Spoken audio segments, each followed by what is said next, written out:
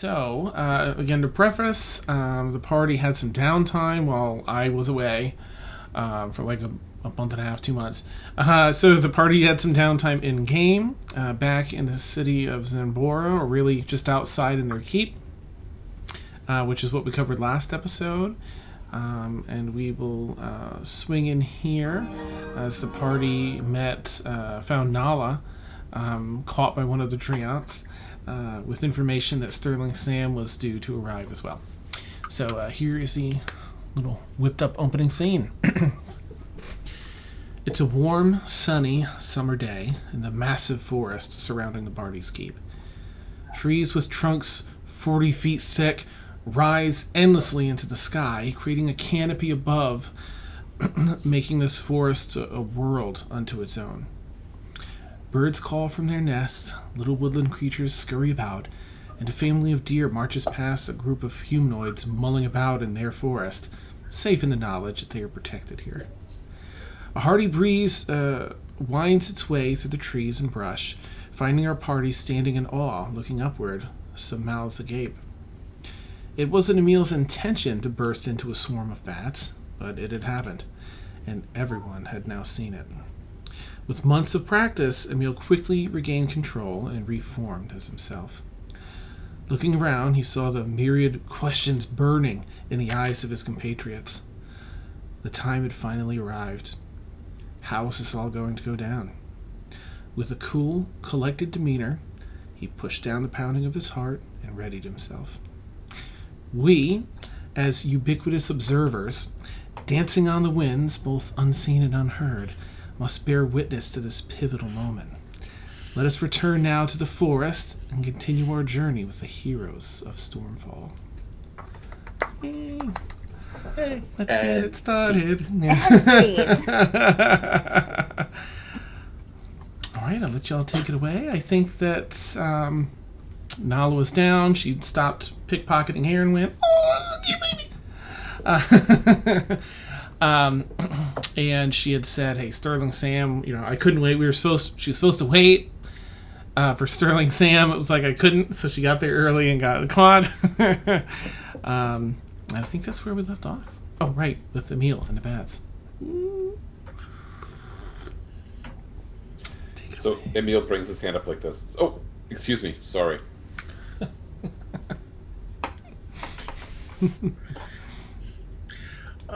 Mort's going to say, well, I think we had the same thing to eat, but it only happened to you, so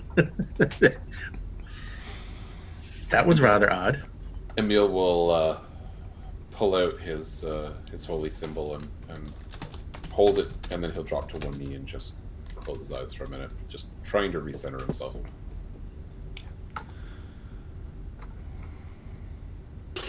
So, that was new.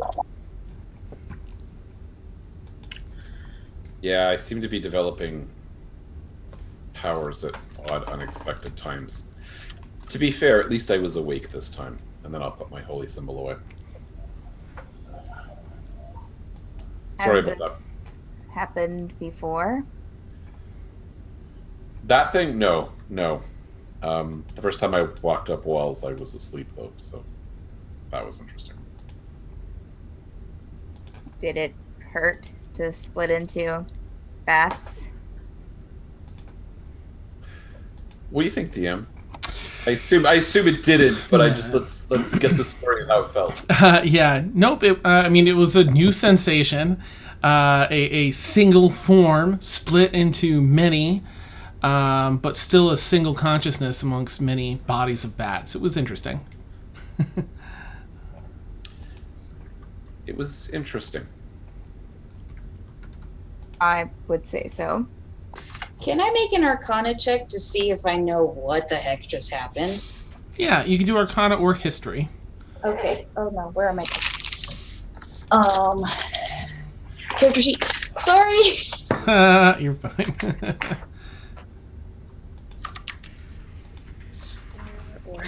I'll go with Arcana.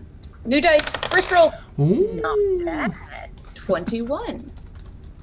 Ooh. let's say somewhere, in your history of dealing with magic, you've heard, and it's lore too. I mean, you've heard of that being. Well, there's a few things that can do it. There are spells that can do that. A vampiric reason is maybe one of the options, but there's also different polymorphing type spells that you're aware of that would work.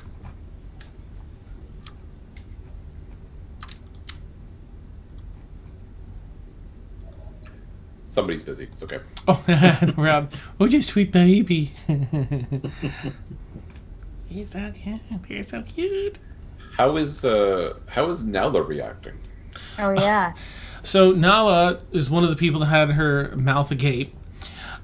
She, so far, this forest has already been like wild to her. The trees that move and everything else. So she was just like, does everything in the forest do this? What? No. That's not a forest thing. No, it's an Emil thing. Wow. I'm so sorry, Dan. I missed the second half of your spiel. No worries. I was just saying, backtrack, Dan. It was, oh, right. You can't pinpoint what it is, but you're aware of a number of things. You are vaguely, and there's lore about vampires being able to do that, but there's also polymorph spells and other arcane means to do that.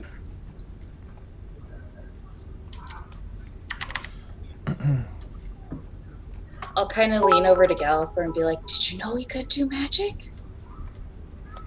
No, I most certainly did not.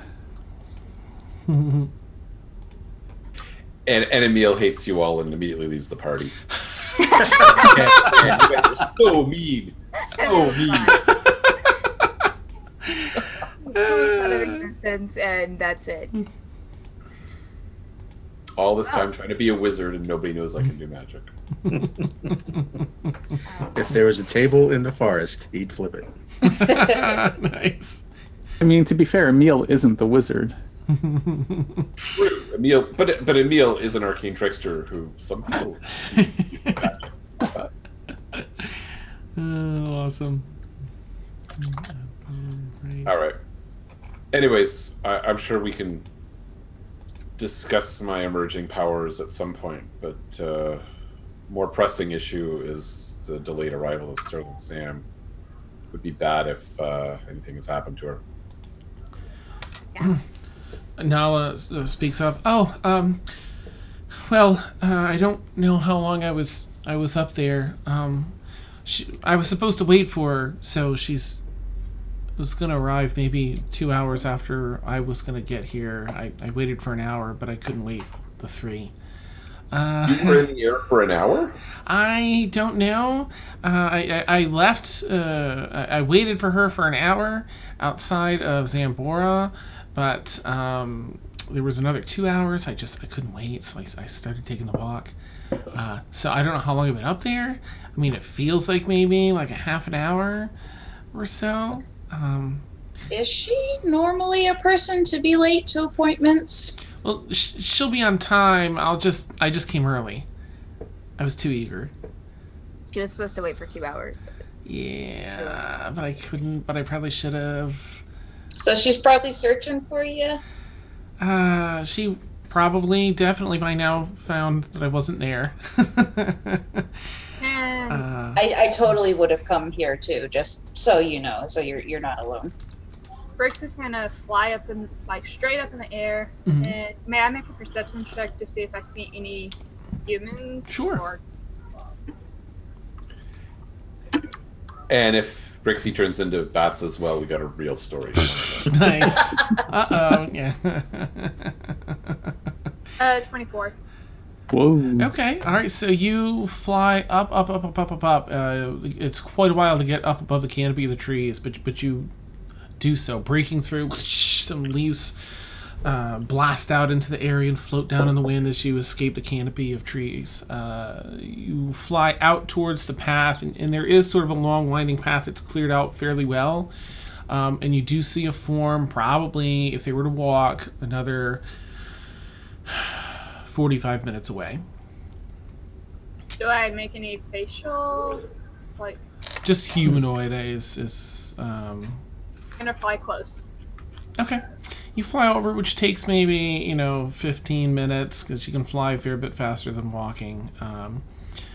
So as you approach, you see an older human woman, dark black hair streaked with some silver, walking with a large gnarled walking stick, making fairly good time, but within the restrictions of an old woman's gait. I'm gonna land and hide. Ooh, okay, awesome. Make a stealth check if you would.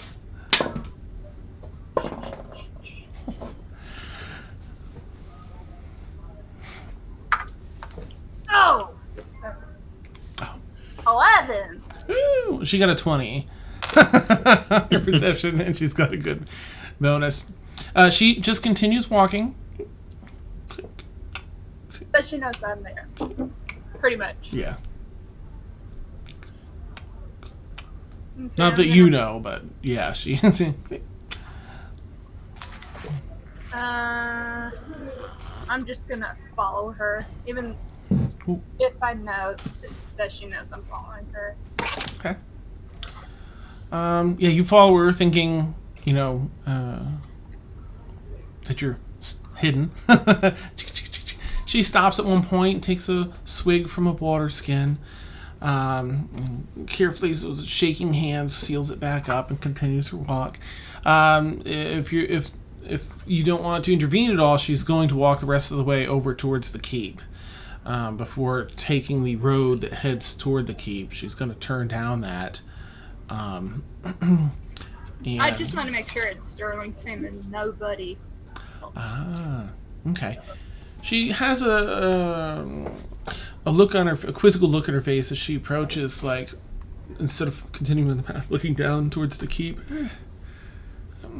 She walks over and leans over, puts a hand out on a tree and kind of leans on it to catch her breath. And then she continues on in towards the keep. As she releases her hand from the tree, you hear and see some of the branches and kind of bend back up out of her way as she walks into the property. Now the rest of you all are like, or have been maybe 10 minutes in off the main road. So if you're all still sorting things out there, do you all want to wait there or do something else while Brixi's been doing this? I think waiting probably makes sense, but if we wait for that long, people might want to start talking about bats or get food or do something. I don't know. Like, Nice. we're probably not going to sit there in silence. Least of all now, I would guess. Right. She's like that peppy little puppy that we used to dance around the bulldog in the old cartoons. Like, yeah, boss, yeah, what? She's like, so Emil, I'm sorry to ask, but not sorry because that was pretty cool. Is that a skill that I can learn, or is that something that you're just able to do from something else? I mean, I know you probably don't want to share all your secrets and stuff, but if you ever consider it, I'd love to learn. The price is pretty high, unfortunately. It's not that you couldn't learn, but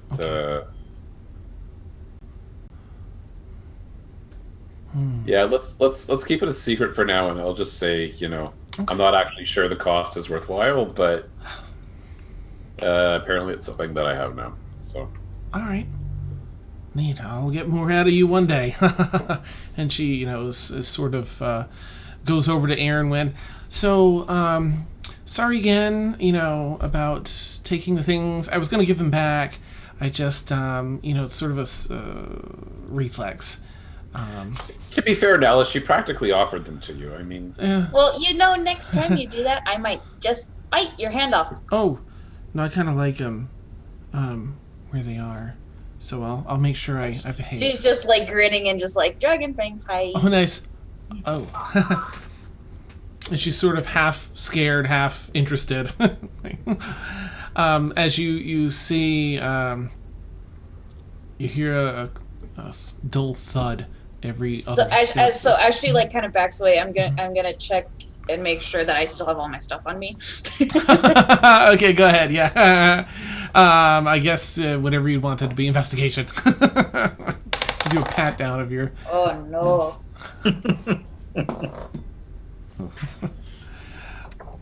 Well, okay. So my passive perception is 12 to see if she took anything. Okay. My investigation of myself is a 6. Nice. You didn't see her take anything, and you, as you do a quick pat, you feel like you've got everything. Okay. We're still standing out in the woods. We're not at the keep, right? Mm-hmm. So maybe I think Mortal will suggest. Thank you for that, Frank. There's no sense of standing out in the woods if she's going to meet us, probably at the keep. So let's make our way back to the keep. Frank, thank you. We are still standing. That's awesome. For those who missed it, I saw Rocket Man yesterday, and ever since I've been inserting Elton John everything, and we are still standing. I'm still standing. Yeah. Better than I ever did. Oh, that's amazing. Yeah, that probably makes sense. I really kind of want to wait for Sam, but No, she's probably going to come to the front door, you think? Or are we in between the pathway and the front door? Is she coming? If she's coming, she'll be coming on the pathway. So let's head out to the pathway and then head to the keep. Yep. I think she'll look for Nala. I really do. Okay. So I think as long as we're with Nala, she'll probably find us. I assume Sam's pretty resourceful. All right. So y'all head out to, back to the path and out. As you're arriving near the path, enough time has passed where you hear sort of that dull, and you see an old woman that seems to be walking in your keep area without any hassle from the local guardians. Walking up and the same old human woman. Oh, hello there. She kind of gives everyone a quick scan. Ooh. And looks about her and pulls a bit of a hairband bag. She has this big hairband that runs behind her ears, holding all this hair back. Pulls it back, and as she does, this wig slips off. And she kind of pulls down some sticky face stuff off of the disguise. And you can see the dark drow skin, the platinum, nearly white eyebrows and hair as Sterling Sam arrives. Aeronwen is absolutely delighted to see a drow. Nice. She's just kind of like, oh. Who's ever delighted to see a drow? Nice. I'm not. This one. Oh, poor Mort. Oh, Nala. Nice. It's a pleasure to see you all. Nala, you still have to work more on hiding your tracks. That's sort of a shitty job you did there. But found you. I'm surprised you didn't have yourself. You've got all your limbs attached still. You can't go walking in here without permission. She looked like a tomato when we found her hanging upside down. It was pretty funny. Oh, I could have seen that. Oh. Yeah, then Aeronwen kind of offered her everything in her pockets, and that was pretty funny too. I mean, if she takes more of my stuff, I'm going to bite her hand off. Again. Oh. Literally, you had your hands all over a rogue. What do you expect? How was I supposed to know? Business? Yeah, a lot of stuff has happened in the past half hour. Well, I don't know what you're talking about. Awesome. You mean bats, bats. She means bats. Lots and lots of bats. So was the disguise necessary out here, Sam? Oh, you can never be too safe. True. Never. especially for one such as myself. But that aside, maybe, well, first my apologies for my young ward there. Skipping ahead. She's a bit eager, but she's a good lass, and she's a quick learner. I'm glad that didn't come to a waste, though, today. No, that's like, kind of looking down at the ground. You must be Sterling Sam. My name is Galathor. Pleasure to make your acquaintance. Yes. She walks up to shake your hand. It's a pleasure. She kind of gives you a glance over. Okay. Have you met Aeronwen? I haven't had the pleasure yet, I don't think. She goes This is over, Aeronwen? extends a hand to Aeronwen. Shake. Nice. It's really great to meet you. I have no idea who you are, but I've always heard about Drow, and I've always wanted to meet one. Please don't hurt me. Oh, I'd never heard someone with such a fine cape. She kind of looks around as your cape's like softly. I think it's still wings. Oh, it's wings. Oh, okay, cool. Yeah, 'cause I flew up to go get. That's right. So I think it's still wings by now. Nice. Eager as well. Brixi, Can I see Brixi before she unstealths? Because I'm pretty sure Sterling Sam can, and if I can, I'd love to do the introduction before Brixi. Oh, okay. So yeah, go ahead and roll a perception. Well, with advantage because you've been training Brixi on a lot of this stuff. And you just have to beat her. Was it an 11, Brixi? Stealth? Yeah. I mean, yeah. Okay. So, yes, Emil, you can spot. Okay. So after that introduction, I'll say, and the your shadow over there is Brixi. She's a friend of ours as well. Okay. Well, once I took a turn onto this land and saw that she was following, I figured she must be your kin. Pleasure to meet you. She doesn't really look back. She just kind of talks over her shoulder. Pleasure to meet you, Brixi. Brixi's just gonna pop her head out and just wave. And I'm just gonna fly over to Emil. Well, I've come bearing news for y'all. Do we have a place where head into the keep, perhaps, and have some privacy? We've got a hearth. We've got a stage. We've got some food. Ooh. Let's go. Wonderful. Thank you. It's been quite a while since I've been here. May I interrupt? I think Brixi's met Sterling Sam before. She was there when Sam told me about my vampirism. Yeah. Oh, that's right, as a cat. Yes. Ooh, okay. Did she ever see you in your tiefling form? Your Brixi form. I don't think so. I wonder. So. Okay. Neat. So she kind of nudges over and follows you to the keep, unless anyone has anything else they want to say or do before you walk back there. I'll just ask her how have things been, Sam? Well, I think those that were looking for us have long since given up interest. That crew of, although the ones behind that search, the Crimson Fang, I think are still eager to find our lot. But it's nice to not have to look over my shoulder quite as much as I ordinarily do.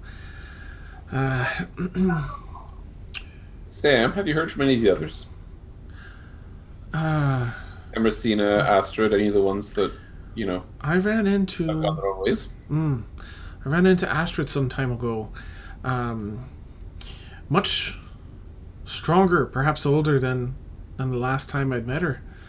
But it was just a happenstance.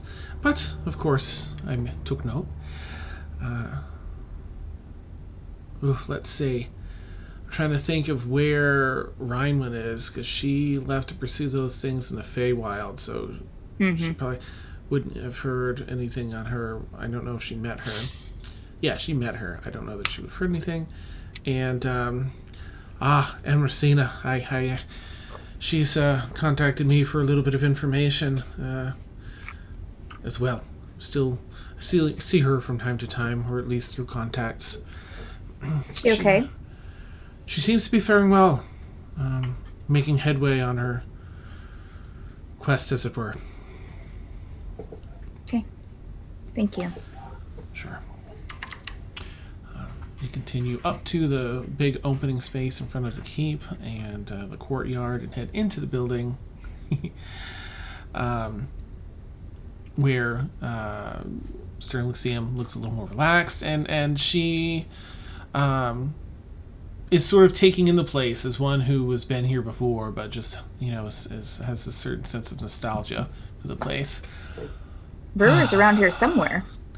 Oh, good. I've bring some news for Brewer as well. I'm glad he's here. Makes this easier.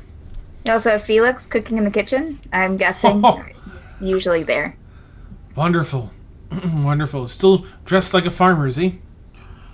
I don't think so. Anyway, what were you dressed as in Bexley the first time when you were leaving? When you were all sneaking out? Farmer Fred. Is that where Farmer Fred began? Okay, cool. Neat. Well, I do hope he's making dinner then. I haven't forgotten his culinary expertise. Oh. So she pulls up a seat. She walks right over to that bar, I think. Sure. And Brewer's back there making some things, and he's as much a delight as a Warforged can express, acknowledges her presence. And she asks him for some of his brew. So she starts getting to drinking. She turns around, and you notice as she speaks, she's cycling through accents too, and her mannerisms shift. And it's just like a form of nature for her to do different, be different people. Mm-hmm. Oh, all right. Well, let's get down to business, eh? We're in the keep, right? Yes. Mm-hmm. I'm gonna turn to the cat. Oh, okay. You gonna hop up in the bar, or where do you want to hang out in that room? Where does Good. Where is everybody? Are you all piling into the entertainment room? Yeah, I'm probably staying pretty close to Brewer and Sam. Okay. Yeah, I'm just gonna find wherever Neil is. Yep, I'll hang out with Brixi. Oh, hey everyone, welcome back. Oh, and you brought a guest. Felix, it's Sam. Well, Felix, sure is good to see you. She gives a big hearty handshake. Pats you on the shoulder. Hi, Sam.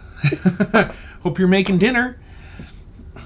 I was in the middle of preparing, but I will get a charcuterie platter started for you guys. Wonderful. Whoo! Be right back. Thank you kindly. She's hit some more of the booze. All right. Well, I reckon you're all ready for this news. So gather around. She kind of asks everyone to kind of form up a semicircle. And starts with a tale. It's never just a direct, here's the news. I was out searching for information for both Brewer and yourself, Miss Caelynn, and I discovered that some of this information overlaps. Now, as you know, there are tidbits of information linking you both out to that island of Bon-No-Dir. Specifically that dwarven city, that ancient dwarven city of Calderu. Now, she goes on like this whole escapade she went on to get this information. You get the feeling that it's 90% story and maybe 10% fact. Right. But here's the important part. And she reaches into one of her many, many moderately hidden pockets and pulls out this small wooden token. It's like it's been chiseled almost out of petrified wood and smoothed down. And it looks like the shape of almost like an ornate arrow. But it's only like a couple inches big. and on it has runes in Dwarvish. You can read that, Caelynn, right? And can anyone else read Dwarvish? Yeah. I don't know. Okay. And Anna, as she puts it down, clink on the counter, the bar over towards you. This here, and she gets a big smile on her face, is a claim to your family's estate in Calderon. She leans back, folds her arms, all excited like this. This. Wow. Yeah. So apparently there's an abandoned estate. Belonged to the Stormforge clan. Now there's another clan down there vying to take that land from you. And it was only due to some conflict between that clan and some others vying for it that I even came across this information. However, you should be able to bring this here chip and claim your estate should you want to head there. Will they... No one knows me there. Will they question my heritage? Sure, but the proof that you're a Stormforge is right there on your back. And she kind of nods to the hammer. Right. Oh, so only a Stormforge can wield this? Only a Stormforge can wield its power, correct. Now, anyone can pick it up and swing it around, but it don't do nothing unless you're a Stormforge. I can see the electricity crackling off it from here. Thank you, Sam. Indeed. I think you might find some more answers there. Absolutely. Where do is there an address that I take this to, or?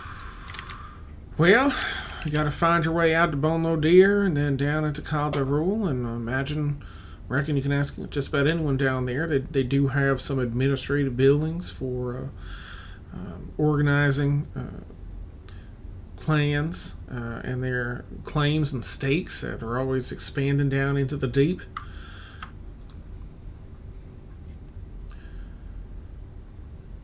Okay. Mm-hmm. Wow. How... You've obviously made the trip there. How far is it away from here? Whew. Well, from here, if you're looking to just go directly from here to by boat, you're probably looking about 4 months.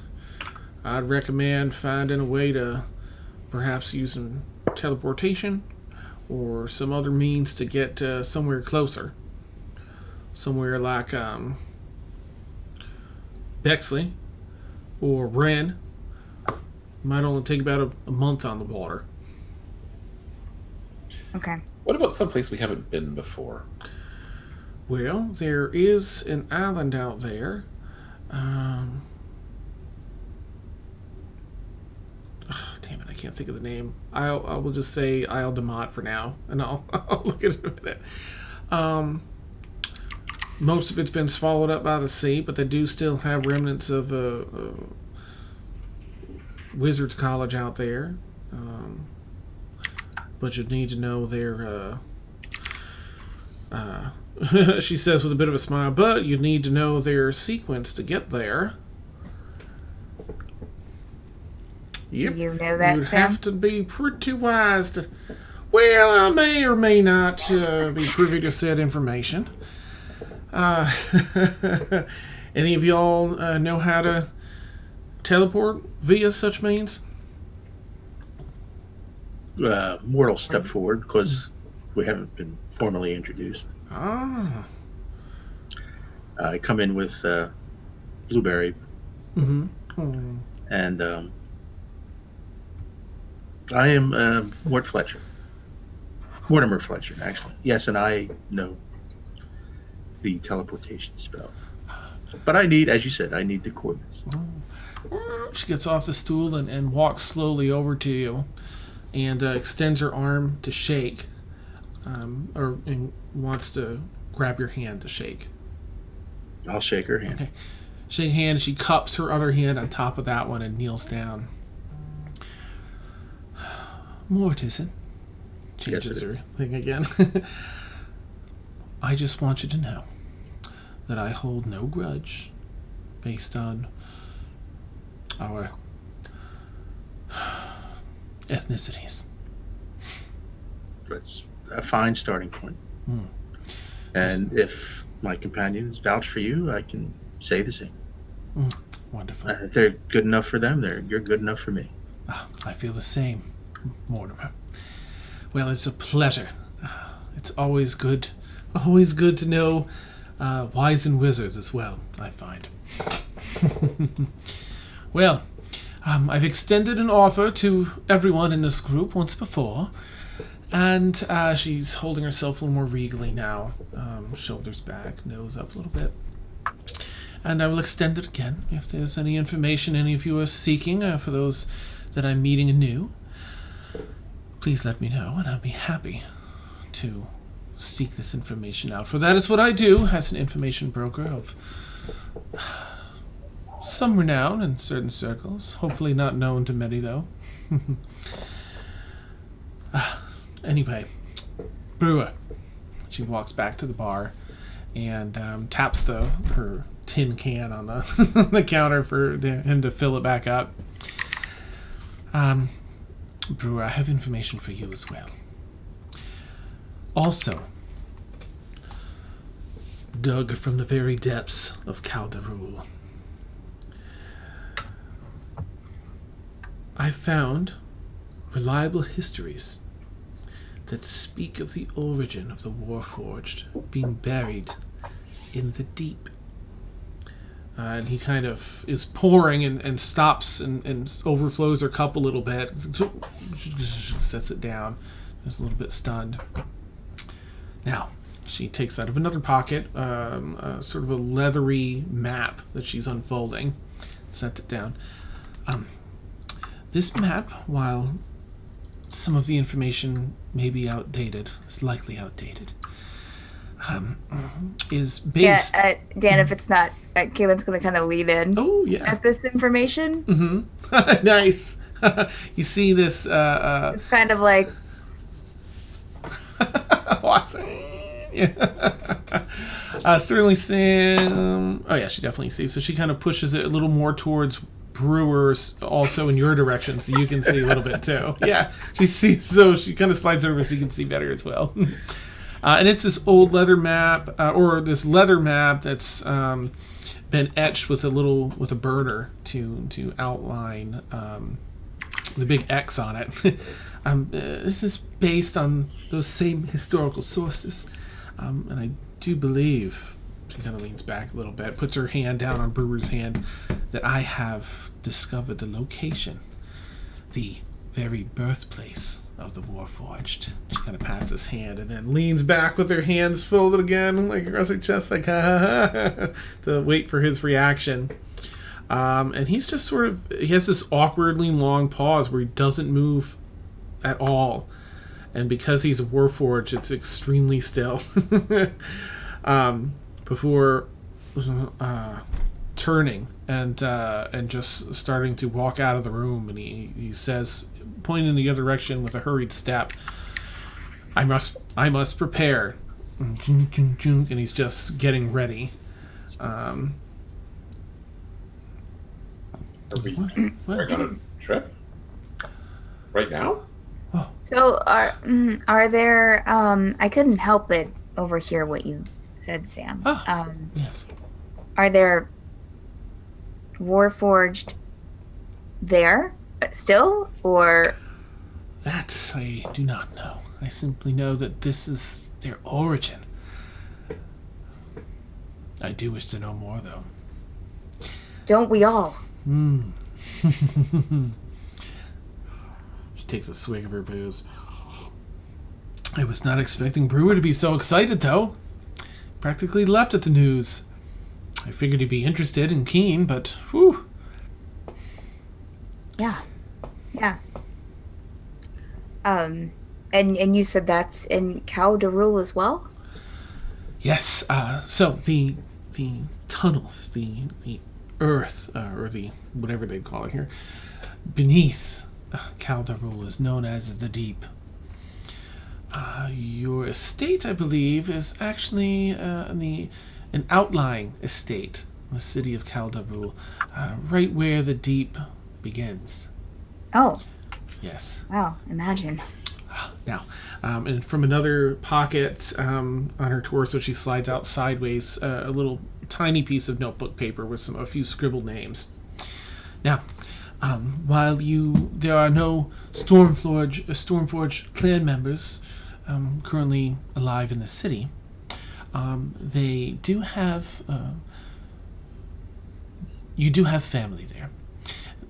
In different clans, you have an aunt twice removed. And she points to the first name on the list. That's Lornida Stone Trust,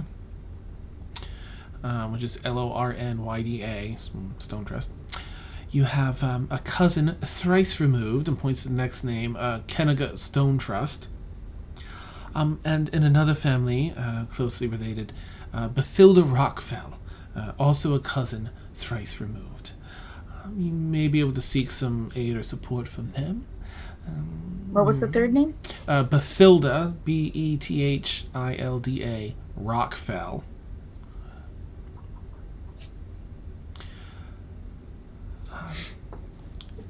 If you're looking for a safer place to stay, I do need to warn you that the clans can be rambunctious in their drive to rise to the top, to prove themselves, and to rule over others. Your clan used to be a member of the ruling council, of some prestige in the city. The other clans will likely not be particularly thrilled to see that a Stormforge still lives. I'm sure they've likely tried to claim much of what is yours already. It's really not any different than any other race, it seems. Sadly, yes. You are wise. How odd that my elven father was on a council as well. Oh, interesting. You see her kind of turn away for a second. You hear a little etching of notes. And I see. What council is that? Oh, he was on the clans council. But of course he was removed after keeping me. No. Oh, such a shame. So he performs a selfless act and is therefore punished. As you know, elves don't take kindly to dwarves. Yes.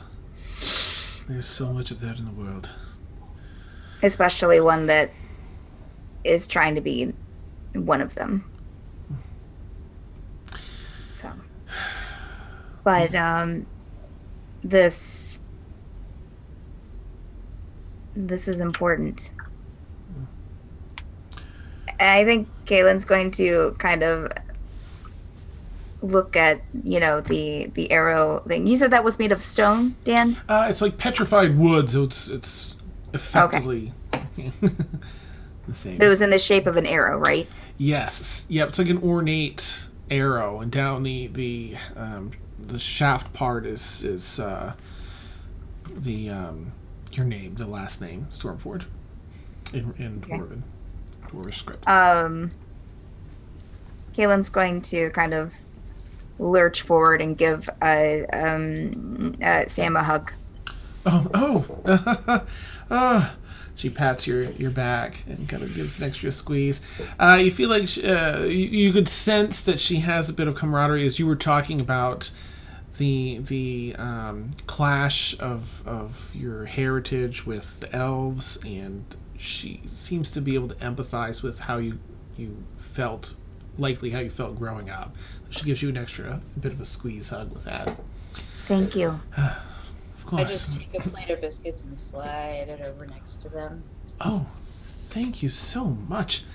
I do love your the teeth and such. That's it. Very interesting. I pull up my sleeve and go, yeah. Skills. Oh my! Nice. Sorry, I didn't mean to direct biscuits to help make you feel better, Caelynn. Caelynn just shoves a biscuit in her mouth. Nice. Oh, nom, yum.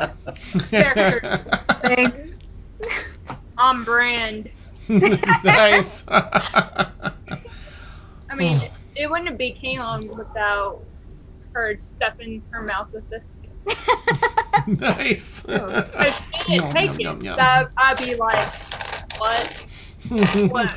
Something's really wrong. Yeah. Yeah. Nice.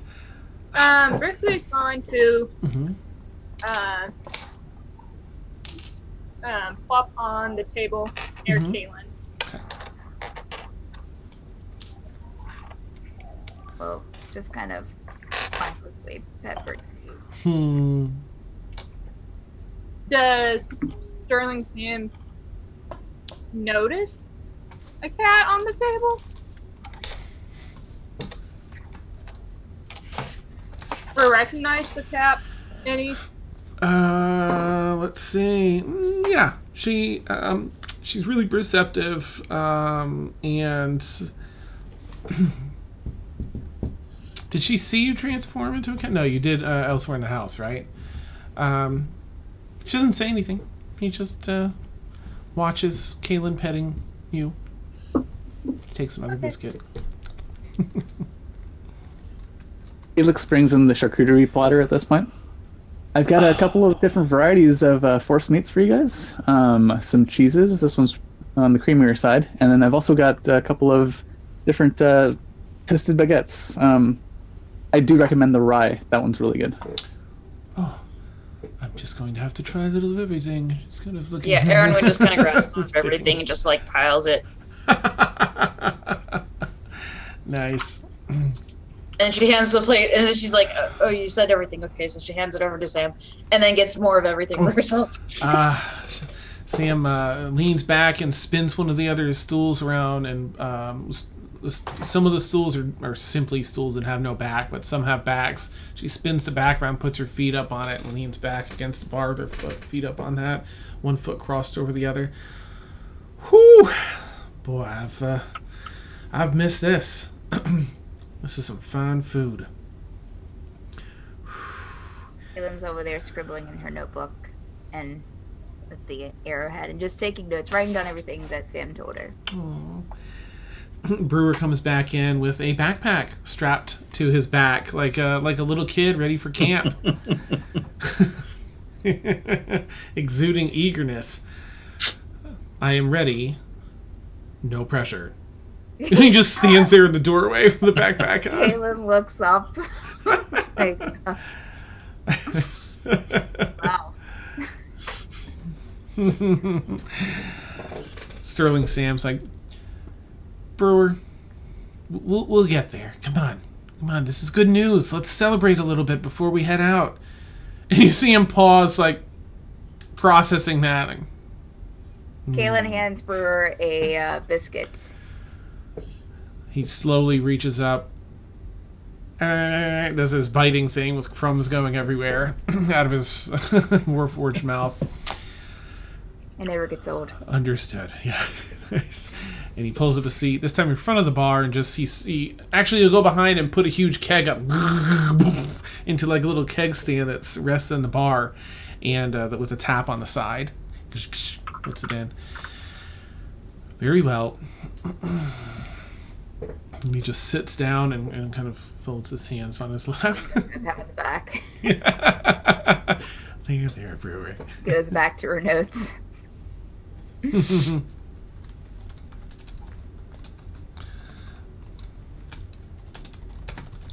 All right.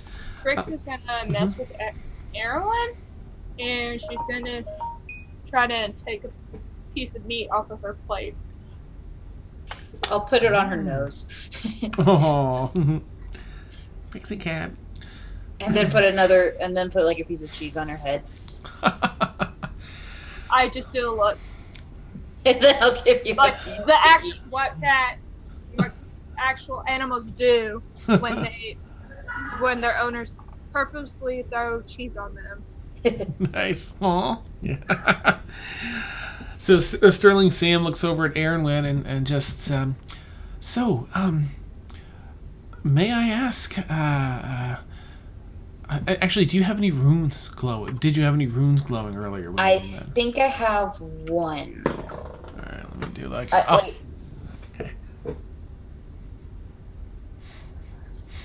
I think I have one. Okay. I think she just perpetually has her forehead rune glowing. Okay. May I ask where you get your fangs and scales from? And I have to ask, are you a rune child? Yeah. I met a rune child. She goes into this whole story about 170 years ago. She met a rune child, and She's actually like... nice. It's a great story, but again, 95% of it's a story. You get the feeling, but there's some truth in it. Wouldn't know the difference. Yeah, nice. She tells the whole adventure that they went on together, and that is why you should never trust the butler. She leans back on the bar again at the end of her story. I kind of glance over at Felix. A butler or butler? Okay.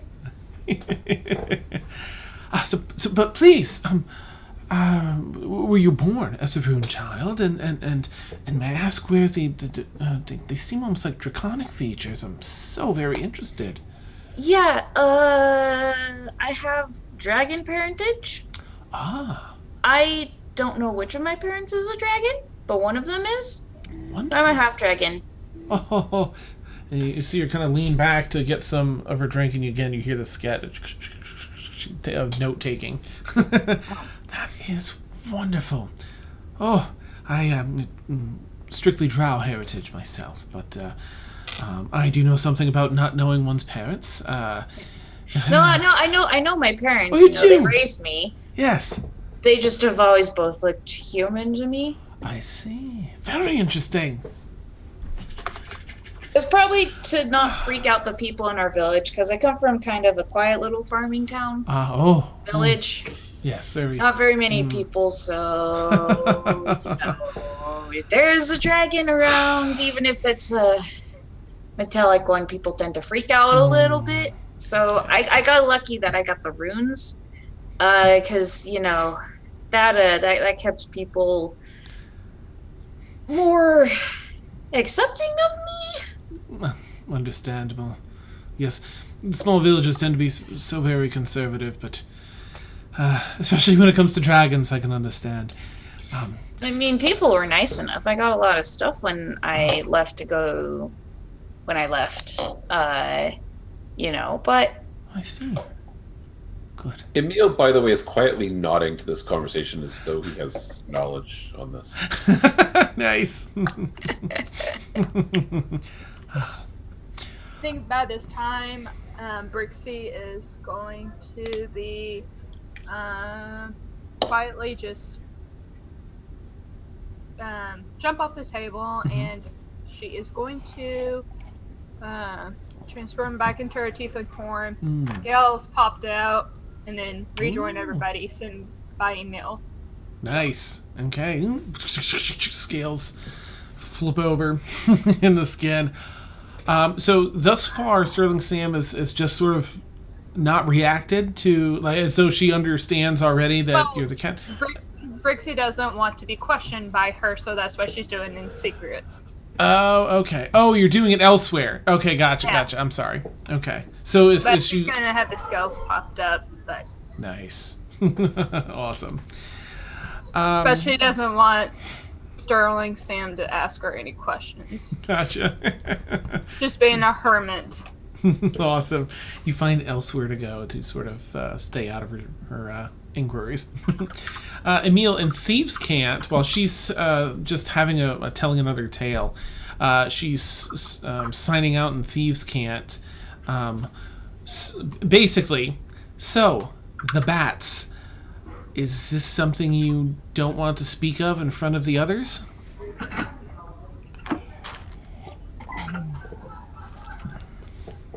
I think Emil will give kind of a non-committal shrug. Thieves can't, whatever weird can't that ends up being. So, Neat. kind of, yeah, but All right, I'm gonna roll for her curiosity. Okay. Roll for curiosity. Like how badly she wants to ask and find out, and if it's sort of a non-committal, then she rolled kind of high, so she's gonna. Then in common, it says, "So, there were bats in the forest. It seems like a strange place for that." She turns to Aeronwen.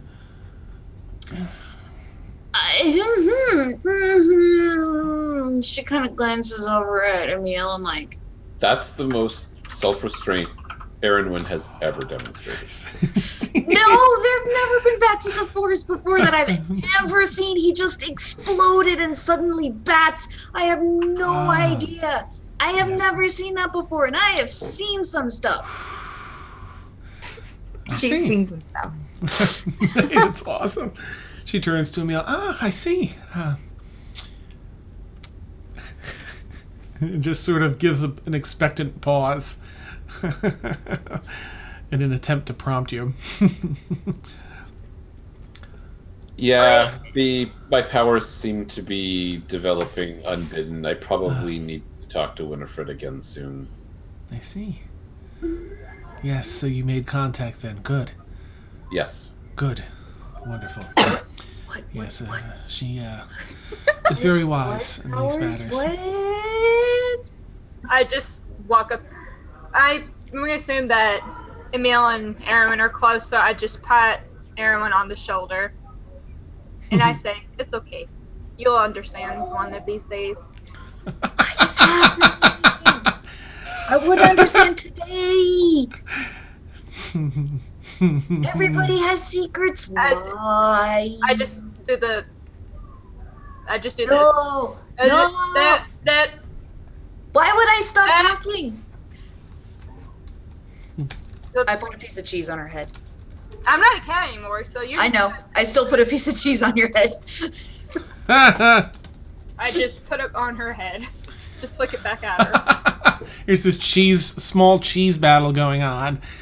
Brewer's still sullen in his chair with his hands clasped, just kind of waiting. Not every D&D group has food fights. You've come to the right channel, everyone. Yes, for real. The mini food.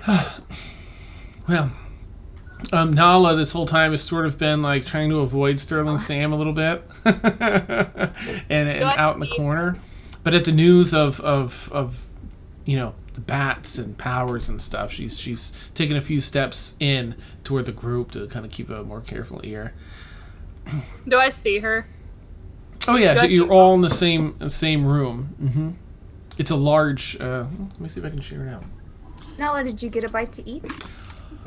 And a few of you kind of look over at her, noticing her. She's been sort of into the background as she does. No, not. Caelynn will make her a plate and take it over to her. She kind of takes and it. then Thank you. Guide her to where I was sitting so she can sit down amongst the group and feel included. Oh, thank you. She sits down and starts munching down. She takes the first bite and she's like struck by how delicious it is. Thank you. And she says it again and starts eating more voraciously. I know, right? Yes, she kind of nods at you. Caelynn's going to go and get some strong whiskey from the bar. Nice. Right where it's kept, pop it and take out a few cups or however many cups you want. Alright. So you are all in this room here, just for viewers to be able to see. There's a bar off to the right, and a big stage off to the left, and there are a number of tables in this room that aren't on this map, of course. Surprise, surprise. And that's that.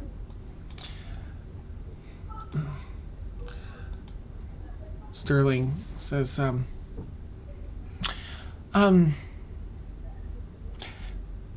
Those scales. They look incredible. Brixie, right? Yes. The scales are incredible. Is that something you were born with, if you don't mind my asking, of course? I kind of inherit them. I'm part demon. Dan, Mhm. I've never meant to ask you this. Is Brixie now part tiefling, part demon? It's more like tieflings have demonic heritage. Yours is just like really close to you. Being your dad is a full-on Devil, right? A devil. Sorry, yep, Devil. full-on I devil. meant- sorry, part devil, part tiefling. Since Yeah, you're. I've always meant to ask you this. Well, all tieflings have some devil in their ancestry. Yours just happens to be your dad. It's not like from a long time ago. It's like immediate. So you have more of those features, which is why you have the scales and such. Well,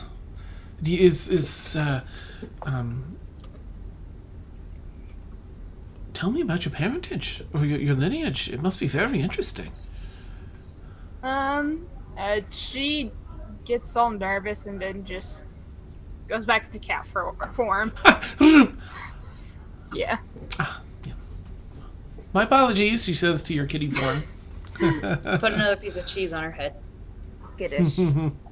I kind of, not like I paw at Aeronwen, not like claw her, but just. Nice.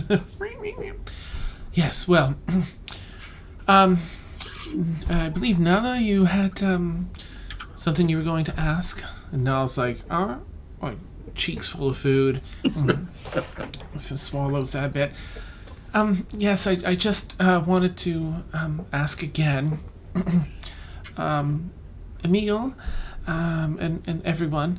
Again, it's nice meeting those of you that I haven't met before. And as you know, Felix comes back and forth. So again, it's nice to see you, Mr. Felix. Thank you again for your kindness. But she does kind of eye the lamplighter a little bit, like that's so cool. I just wanted to again offer my services. I am going to be doing some work here in Zambora for Sam, and I was just wondering if you needed maybe an extra hand. Maybe here at your keep, and in return, I would help seek out information for you and make sure things run on the up and up, and make sure no one's trying to get into the keep or plot anything, or keep an ear to the ground as to what's being said and discussed about the keep, as apparently it's a place of some import and intrigue. Can you sing? We have a stage right over there. She kind of shyly blushes a little bit, and Sterling Sam's like, go ahead. Oh, she rolled a 19. Nice. So she's like, kind of bites a lip anxiously, and walks up, because she's, even though she's probably like 17, 18 now, she's still been. Sterling Sam was letting her have, not saying anything about the booze, so she's had a cup or two. And, but don't do that at home, kids.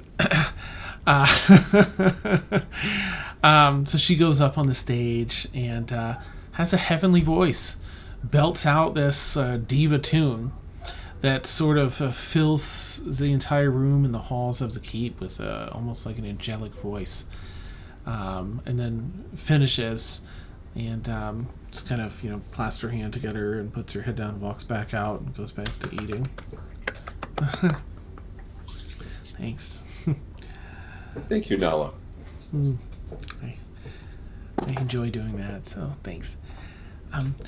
Does that help me at all with my chances? Sam, I understand that Nala's been training with you. Has she been training as a rogue or an information broker? Both. Currently, she's set to retrieve information as she builds her rogue skills. not quite at the level to manage meetings and such yet, but she shows much promise. Well, I suspect we're going to kind of come and go a bit from this keep, but Felix will always be here. Perhaps if Nala were to operate out of Zambora, she could pass information. I mean, Felix, I don't mean to volunteer you, but perhaps there's a workable arrangement here. Felix walks out with plates of risotto. Nice. Volunteer me for what? Nala was offering to act as a kind of an information operative in Zambora to just kind of act as, I guess, as security and information for us. And I wondered if perhaps, as you know, some of us travel around the islands, perhaps Felix could be her point of contact.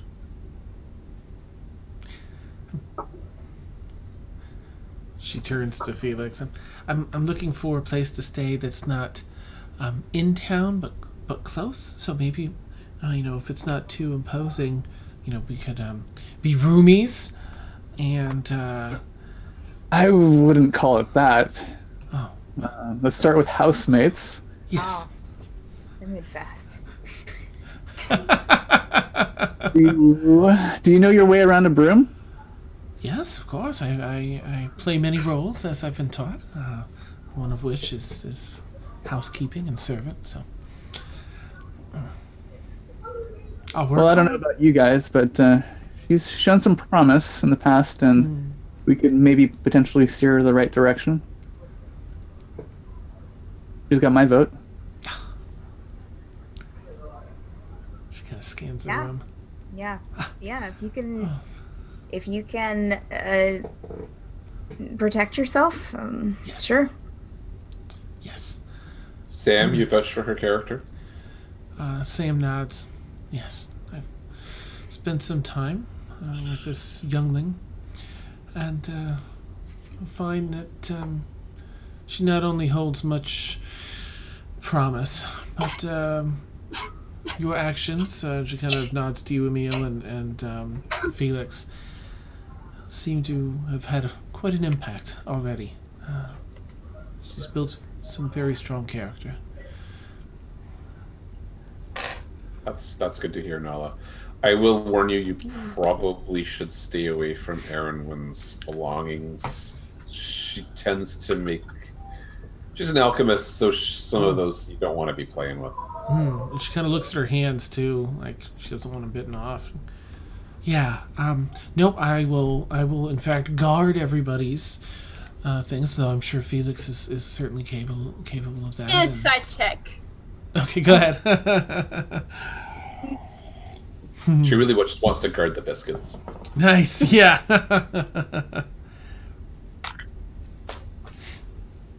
She seems normal. Oh no. 2 plus, what was it inside? Yes. 10. Okay. Yeah, she seems eager. With the glances she takes at Sterling, Sam, and Emil, and Felix, you can see that she's sort of eager to prove herself to them, as they've all made, a big impact in her life.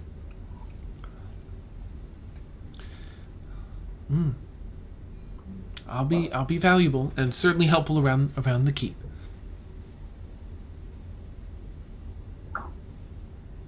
Sounds good to me. Oh, wonderful. May I ask if there's a particular room for me, or she's super eager I'm gonna now. come out of cat form, and I'm gonna show Nala the tree. Well, that's neat. We're making her sleep in the tree? Well, I don't want to be grabbed again, though. Like, it's not a grabby tree. I usually Okay. sleep in here. ah, This is my room. wow, beautiful. And then, if she's willing, I'm gonna pick her up Mm-hmm. to the top so she can see outside. Okay, what Okay. is it? Like daytime, nighttime? That's evening time. Okay, I'm gonna. Was she not traumatized by being at the top of the tree like an hour ago. You go to lift her up, yeah, and she says, I will check it out. I just and you can see her kind of taking a tough swallow and like, I was just, upside down for so long, and that other one, is there perchance a room that has a bed? I'd love a bed, but I won't be picky. Well, I mean, there's the basement. Just kidding. We wouldn't do that to you. Oh God. Oh, No. It has a nice mirror and everything. oh, Oh no! Oh, don't even tell her about that. Oh, I do like to. do need I some practice. punched Felix in the shoulder. Nice. Oh, Boom! I'll find a stone Nala in the mirror room. Is there an extra bed by any chance? Oh, I thought you were suggesting the prison cell. Yeah, unauthorized occupants. Yeah, there are a number of bedrooms in here with extra beds. There's the Caelynn and Aeronwen bedroom that has another bunk bed, so another 2 spots. Oh, okay, yeah, those are. That's what I was thinking. Those were bunk beds. Yeah. Yeah. There are extra beds in mine and Aeronwen's room, so Oh, they're bunk beds. So yeah. neat. She kind of looks. It's funny Oh, that the two of you is. I still have her, so I'm just Oh. gonna She's like, land. oh, thank you. And she nods to the 2 other redheads in the area, like, thank you. That's, there's an attached room Okay. with stuff in it. Just don't go through that. It's fine. Like you see her eyes widen, like she so wants to go through the narrow. Okay. You will explode. Oh, it's an explodey room. Yeah, She looks a little less enthused. Yeah. I Okay. make things in there, and I'm That's where still you. trying to remember how to do things. I see. I mean, you will have to walk through it to get to the beds, but Don't touch anything. right, just leave it alone. It's just homework. It's nothing important or interesting. You will explode. In fact, let me go and I'll go and tidy up. So Caelynn runs upstairs to try and hide things that she doesn't want everyone just knowing about. Oh, right. Nice. What does Caelynn have? You pack it all up, lock it up in your Yeah, trunk yeah. at the foot of your bed. Yeah. So she finds her bed, and Sterling Sam, says, "Well, I would love to stay, but the cover of darkness is my friend, and I have a very extended journey ahead of me, and I need to see to it. However, I do hope you find this information useful, and please let me know what you find and what Brewer finds. I so very much hope that Brewer finds what he's looking for, and you as well, my dear." To Caelynn. Yes, Mortimer. Before you did you say you did or did not have any teleportation circle etchings or coordinates or on you? It's one of those. Yes. And she And I kind of- understand, that information doesn't come without a price. She looks like she's in the ready to make a deal mode, but she pauses, recognizing where she is and who she's dealing with. No. Yes, I have the information. So they may not be ecstatic that you're showing up there. Typically, they want one to be in the books. But just reference, should you use this and Rive, where is it? Oh, there we go. Dandyless Rhett. Mention that name and say that you were given this on her authority. Okay. Dandy, Dandi, less Rhete. Okay. On her authority. Okay. And it's a teleportation coordinates to where are we going? Let me actually open up that map so I can remember the name of the Islando. It is Fin de Marie. All right, let's try that. Fiend, Findemare right? E with an accent E. Okay. Thank you very much. And I realize that that's, that won't go anywhere but here. Thank you. And I do appreciate you sharing that information. It is the least I can do. You did all Before save she me. heads out, Dan, Caelynn's going to kind of pull her aside when there's no one else really around, kind of. You've traveled yourself to Bon le Deer, or you just found this information? I was in fact in Bon le Deer myself. I've been, just out of curiosity, I've been just studying the history of Warforged and just trying to, just a fascination, as you will. Certainly. Do you know of anyone there or anyone anywhere who has built their own Warforged No. recently? The origin holds some secret to their birth, as it were. No one can make them, at least without the knowledge, and that is lost to the deep. You may find such knowledge, should you find the origin. If you do, I do beg you to share said information with your favorite information broker. Absolutely. Just, I've just been studying the history. I just find it fascinating. It is, yes. It's always good to arm oneself with knowledge. Yes, yeah. Thank you, Sam. Certainly. Best of luck, dear. Best of luck. Thank you. She bids everyone adieu, packs up a backpack with a bunch of food that Felix made. And if you don't mind, I hope. She packs up as much as she can, wraps it in a cloth, and puts it in. And with that, my pleasure. What's that? Please, it's my pleasure. Well, it's mine. She takes another bite and like some in her hands as well. Well, I do hope to see you all again and hear more about your journeys. And that's such a pleasure to meet you all, such fine folks and so intriguing, all of you. Yes, she looks like she has 1,000 more questions she wants to ask, but she has something important to go do. Yes, so I may be unreachable for the time being. A good couple of months, 2 or 3 months.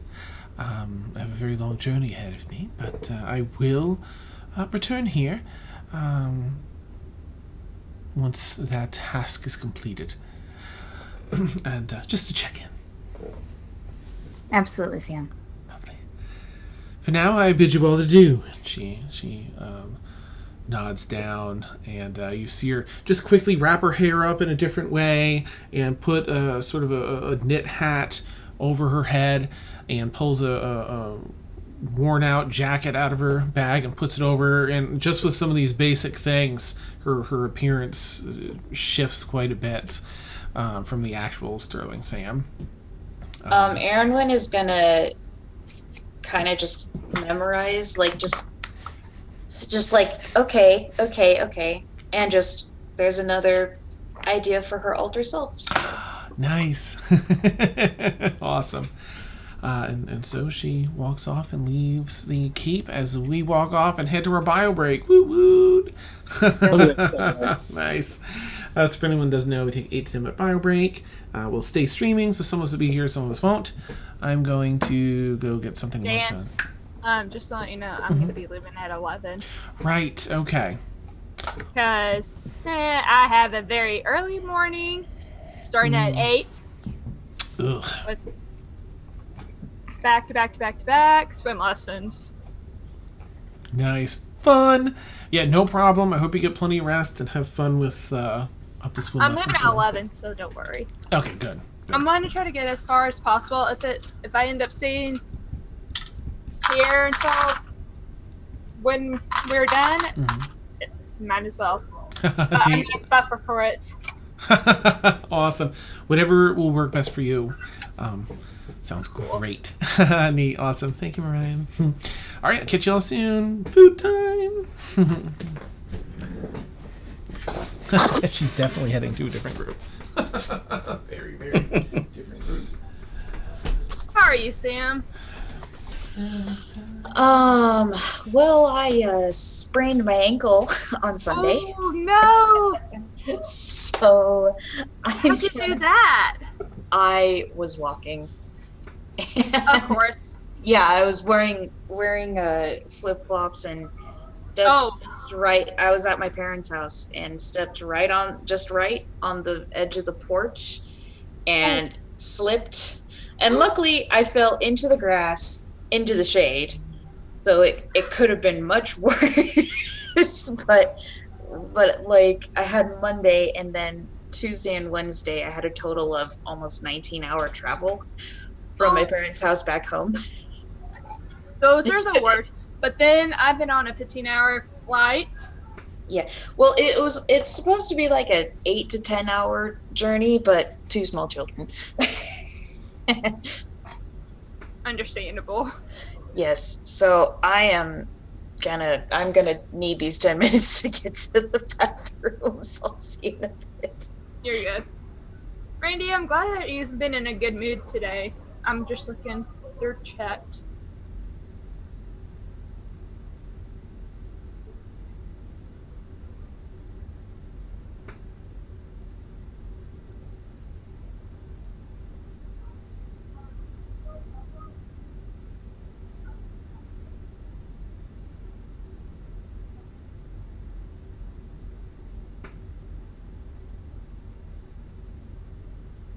Oh, nice. I got paid yesterday. And I bought all dice today.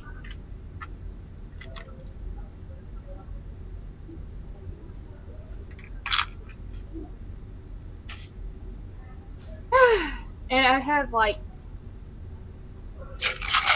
all the D6s that I can have. Hello, Stray Cat Strangler. Welcome. I'm glad you're enjoying yourself so far.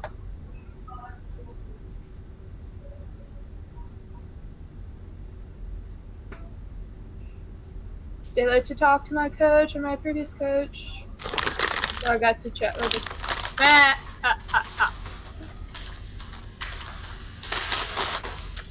Hey, Warren. Warren. Yep.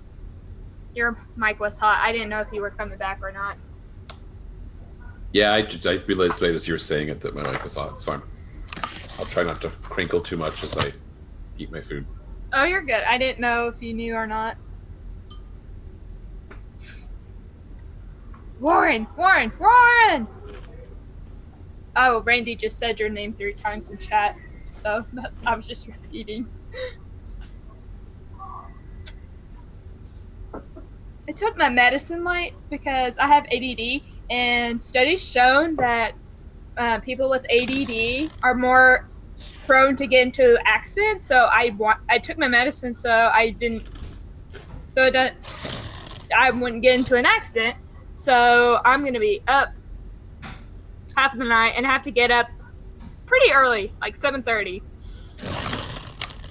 Because I have one lesson from 8 to 9, and then 9 to 9:30, and then 9:30 to 10, and then 10 to 10:30. I'm getting paid, and 2 of them are not my lessons. So, Is it just like survival learn to swim, or is it like competitive? just like learn how to swim, like from the basics, like learn how to float, push off the wall. Cool. I know I need to get good rest, Randy, but hey,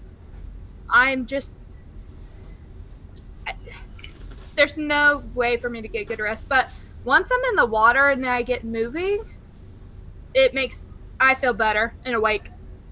One is an adult and the rest are, 3 of them are kids that are between the ages of no, I have a 14-year-old and then 2 that are 7 and 8, I think. around that age. So.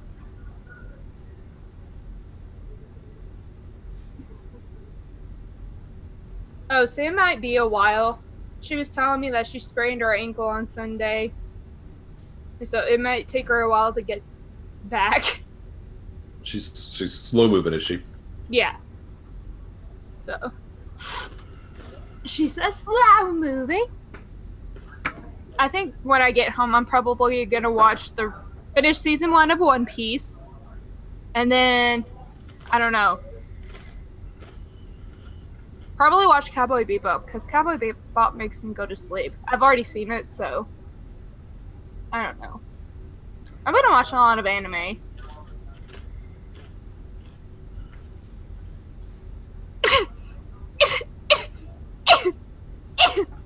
No.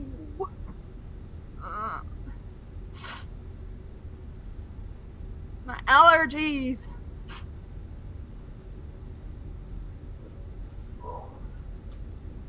Thank you, Randy. Yeah, I watch anime.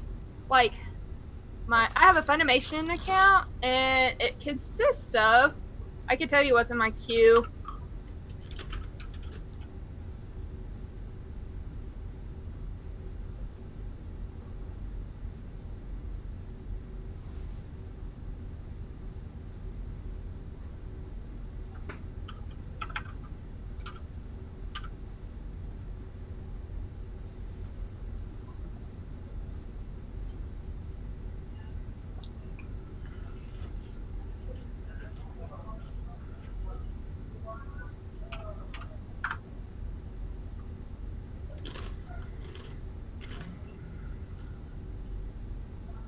Okay, queue.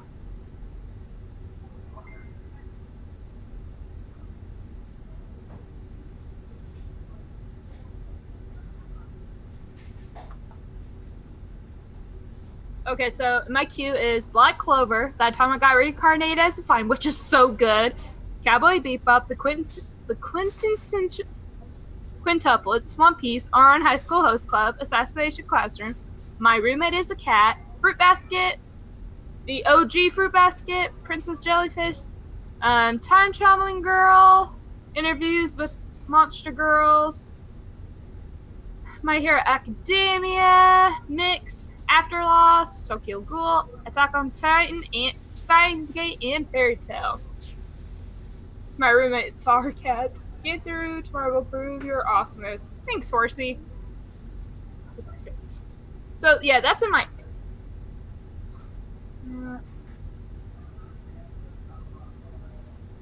yeah, accept. Yeah, I've seen Tokyo Ghoul, which is so good. I wish it had more seasons. I need to finish season 3 of rest of season 3 of Attack on Titans. It took me a month and a half to finish 63 episodes worth of My Hero. That's how much time I have on my hands. But yeah, those are the animes I watch. Chat, recommend me some anime that I should watch. I just watched Alco-based murder mysteries. Nice. Yes, basically all the good anime. Let's see.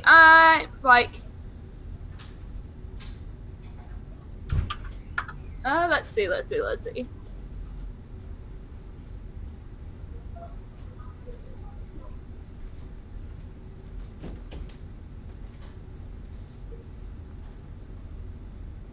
Oh, I didn't know that I said Elton John lyric.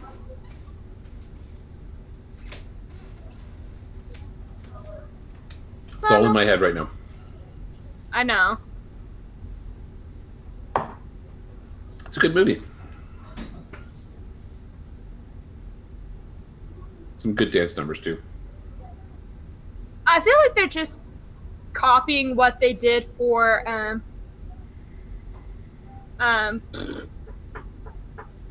with Bohemian Rhapsody. Yeah.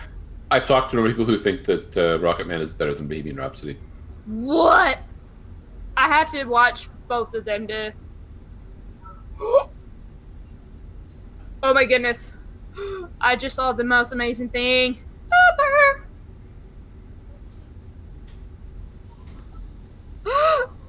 You know the got milk? And if you watch My Hero Academia, you would get this.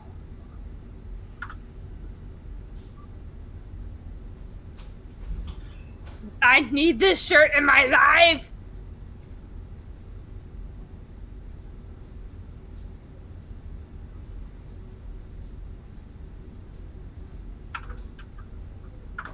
This is the shirt that I'm talking about. If you guys watch My Hero, I want shop. Season 4 of My Hero comes out this fall. I'm so excited because there's a new hero.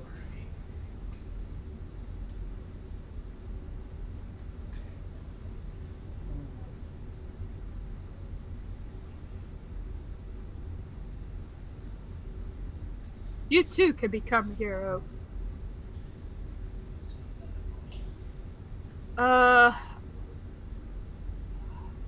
Do I really need a 2-pack of big pins for $34? No, I don't. I can get them cheap at...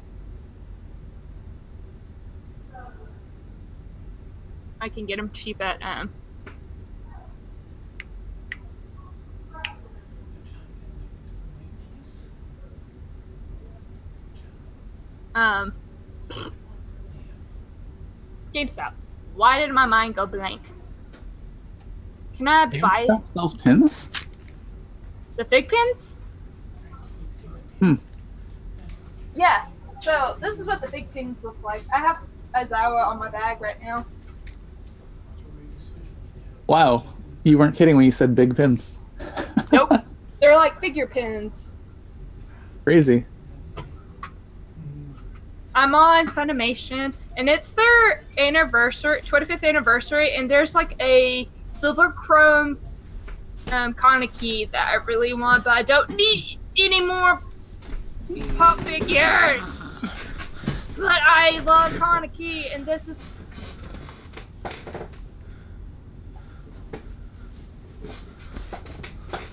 Oh, I could get free shipping.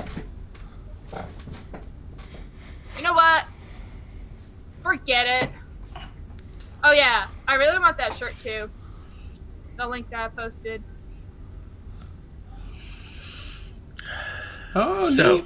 Mhm. Dan, Sam might be slow because she told me Mhm. she sprained her ankle, so she's kind of slow moving. Oh, poor thing. Okay. Thanks for So, the heads up. Sam will be a while. I just wanted to give you the heads up. Okay. Poor thing. That I've been stinks. listening to relaxing music from Final Fantasy. It's really good. Nice. It sets the mood too. It's just like, did not know how. Mm-mm. So Dan, just so I have my bearings straight, Yeah. I'm like the old father on the road trip with the Exxon map Nice. spread out on his desk. That's so great. There's so many shirts H4. I want. Was that Fair de Mille? Fien de Mer Mhm. is on Calais, right? Yes. West coast of Calais. Correct. It's a little bit north along the coast to Rennes. A little north of Rennes. Got it. And then the other place you were referring to, Caelynn Dale, is that it? Or is the one where Caelynn's home is? Oh, okay. So, well, what was I referring to? Caelynn Dore or something like that, or I wrote it. I thought I wrote it down, but Let me take a look. it's not on the island in Lohain or whatever. Calborum? I mean, there's Caldorum. That's it. Calborum is a continent in the very southwestern. Oh, it's the whole continent. Okay. Mhm. That has Magna Yvonne Kingdom, which has Bexley as the capital. Right. That's actually where Emercina's from, and one of the tribes in the west of the mountains. Well, So, Dorothea too, right? so Caelynn's hometown, Caelynn's From Ephron, isn't she? Cadero or something like that. Well, I don't know how much she's like. I don't want to give anything away. Okay, I just don't want to go 100 miles, 1,000 miles in the wrong direction. If that's where we're going. Well, you're headed to Bonlo Deer, which is an island to the west Okay. of that. All right, that's where we're going. Okay. Mhm. Can I show these off really quick? Yeah, So please. we have a tiny strawberry plant that became the Borg over the past 2 years and has taken over the entire front of our house. Amazing. But look at these strawberries. Oh my lord! Whoa! Wow. Those are gorgeous strawberries. Yeah, and this isn't even like an eighth of them. Wow. Nice. I'm really excited. That's amazing. Yeah, score. Oh, that's fantastic. Borgberries. That's pretty funny too. Like it was a teeny tiny little plant when we moved in, and then it's taken over an entire corner of the house, and we're like, okay. Of all More the things, yeah, that's not that. It's pretty good. It's Brixi. And they're just perfect too. Even Oh, though they're good. weirdly shaped. Right? It's interesting, isn't it? Bottom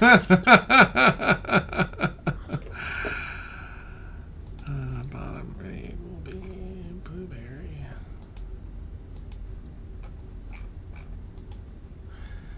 All right, more Caelynn, Aeronwen, Brixi. Nope, bottom left is still messed up. Bottom left is not.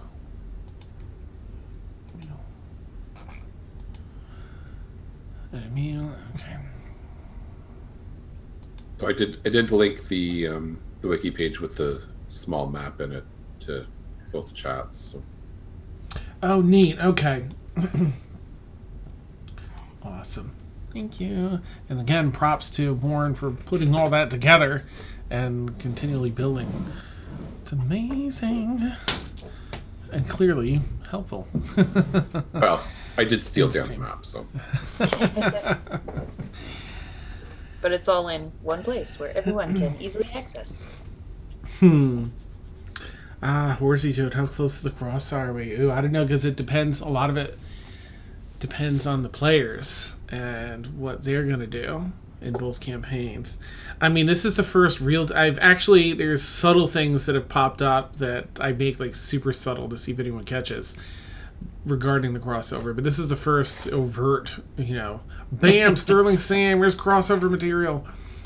First flaming sign this way to crossover. This way to crossover. Mm-hmm. Bridge here. There'll be developments in both campaigns here that'll allow me to better estimate when the crossover will happen. And then, of course, we just have to get the timing right for people so we don't jib anybody on it. Fair to say the seed has been planted. Nice. I can't wait. So much excite. All right. Randy and I have established that Doug Lamos is Brixi's real father. We've already established that. Nice. All right. Get back up here. I don't need Dan to do this right. Blah, blah, blah, blah. Okay. I need these notes instead. Ah, yes.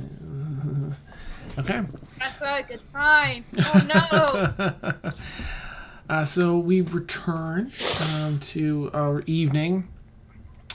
Brewer is sort of, every time you see him throughout the house in the evening, he's just sitting somewhere, like, expectantly, waiting. Still backpack on. But sitting patiently in different spots around the house, kind of following the group. Is there anything you'd like to role play, tonight or before, putting a plan together? How do you want to approach? You want to role play anything out or just head out? This is nighttime, right? Mm-hmm. Absolutely. Yeah. Brix is going to be on the top of the tree. She's going to drip craft a little contraption to where when somebody sticks, it activates a certain something. Okay. And she's going to do that. Mm-hmm. she's going to test it to see if it works. Okay. So, do I need to make a roll? Is this a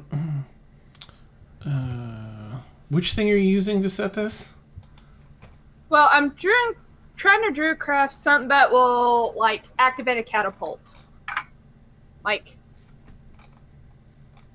Let me check druidcraft real quick. Is that a is it a cantrip? No, it's yeah. Yes, it's a cantrip. it is. I get a cantrip for leveling up to level 10. I don't think you added it. Oh, that's what you want for your cantrip? Yes. Okay.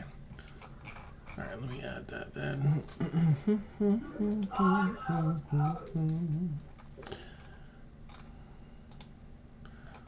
Let me add Druid. Give me that Druidcraft. You have a power that's like 1,800 letter D's. I know. I didn't mean to add that. You're fine. I was just looking at it like that's pretty funny. I guess I was hitting B, and I was wondering why my scrolly was going down. I was like, what is going on? I can't. And then I see powers, and I was like, oh! Oops. Yeah. That's why. Nice. All right, you create a tiny harmless sensory effect that predicts what the weather will be for the next 24 hours, or you instantly make a flower blossom, a seed pod open, or leaf bud bloom, or you create instantaneous harmless sensory effects such as falling leaves, a puff of wind, or you instantly light or snuff out a candle. Those are the only things that Druidcraft can do. It's sort of like thaumaturgy for sorcerer, whatever that's. So I don't think you can set it up as a trigger, but you can like poof up some lights and snuff them out. You can do little like hallucinogenic things. Well,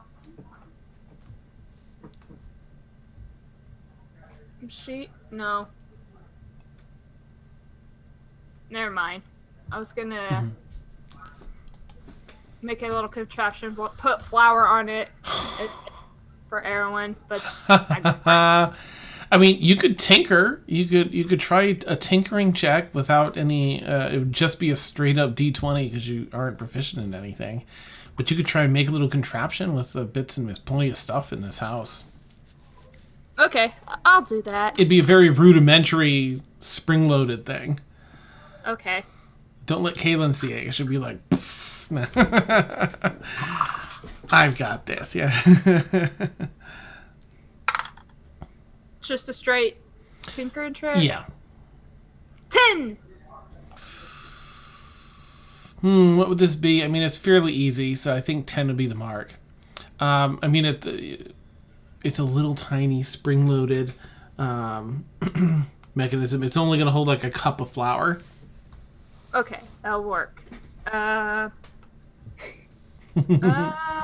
It's fastened to a little board that you can nail down, stack down somewhere if you want. Is everybody still saying bye to Sterling Sam? Because if they are, this is when she's going to do it. I guess if you've been out of the room long enough, you could do that. Yeah. So it'll take a little while to tinker it. Yeah. She'll be in her, like, at the top of the tree or somewhere nobody can see her while she's making this. And then she has the flour and she's going to put it near the entrance when it goes out, like for Aeronwen. Okay. Okay. And then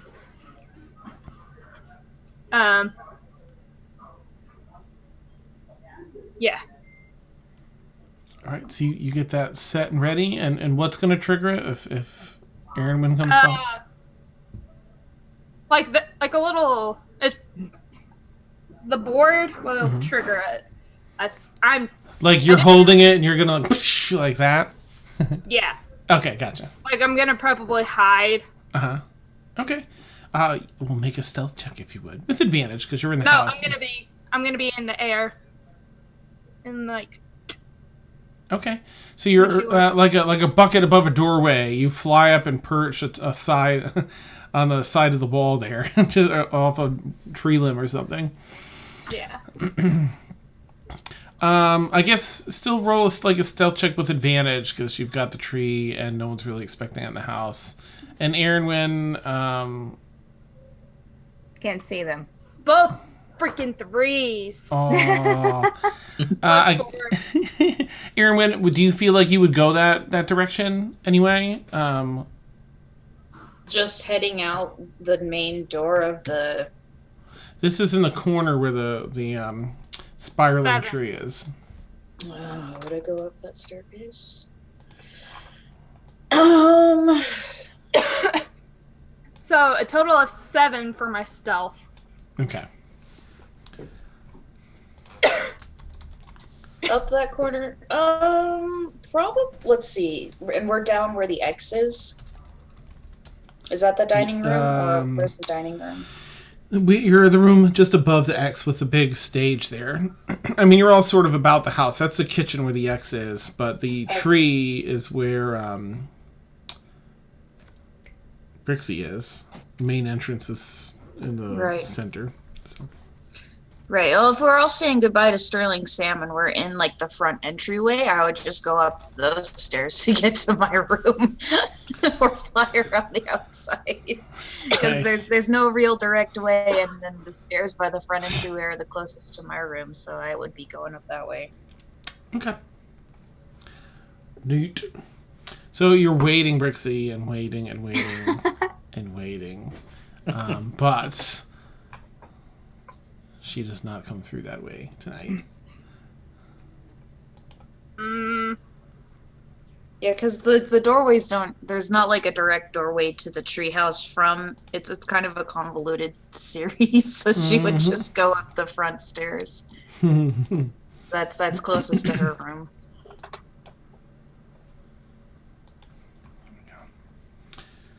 All right. I'm gonna peek to see where she is. Okay. If you're checking regularly, at one point you'll, probably catch her heading out up that front entrance.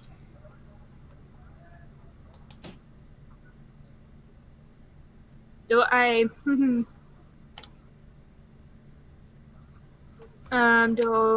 I make another stealth just to sneak up behind her or anything?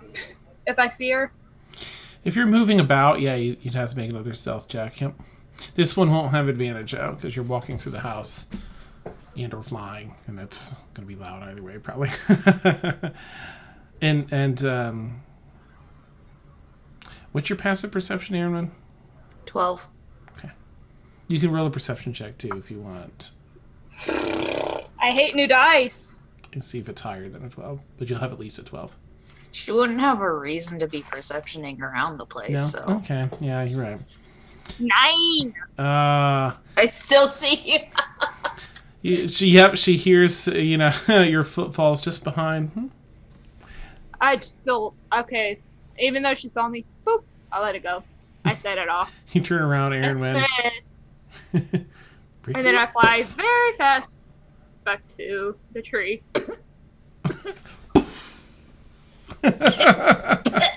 Hopefully she's not allergic. Oh my gosh. Not another character. We can't. Then she's gone. Yeah. And she's all by herself. Oh, that's amazing. Yeah, no one will know. He's the saddest one yet. Oh. So sad. Ow! That got in my eyes.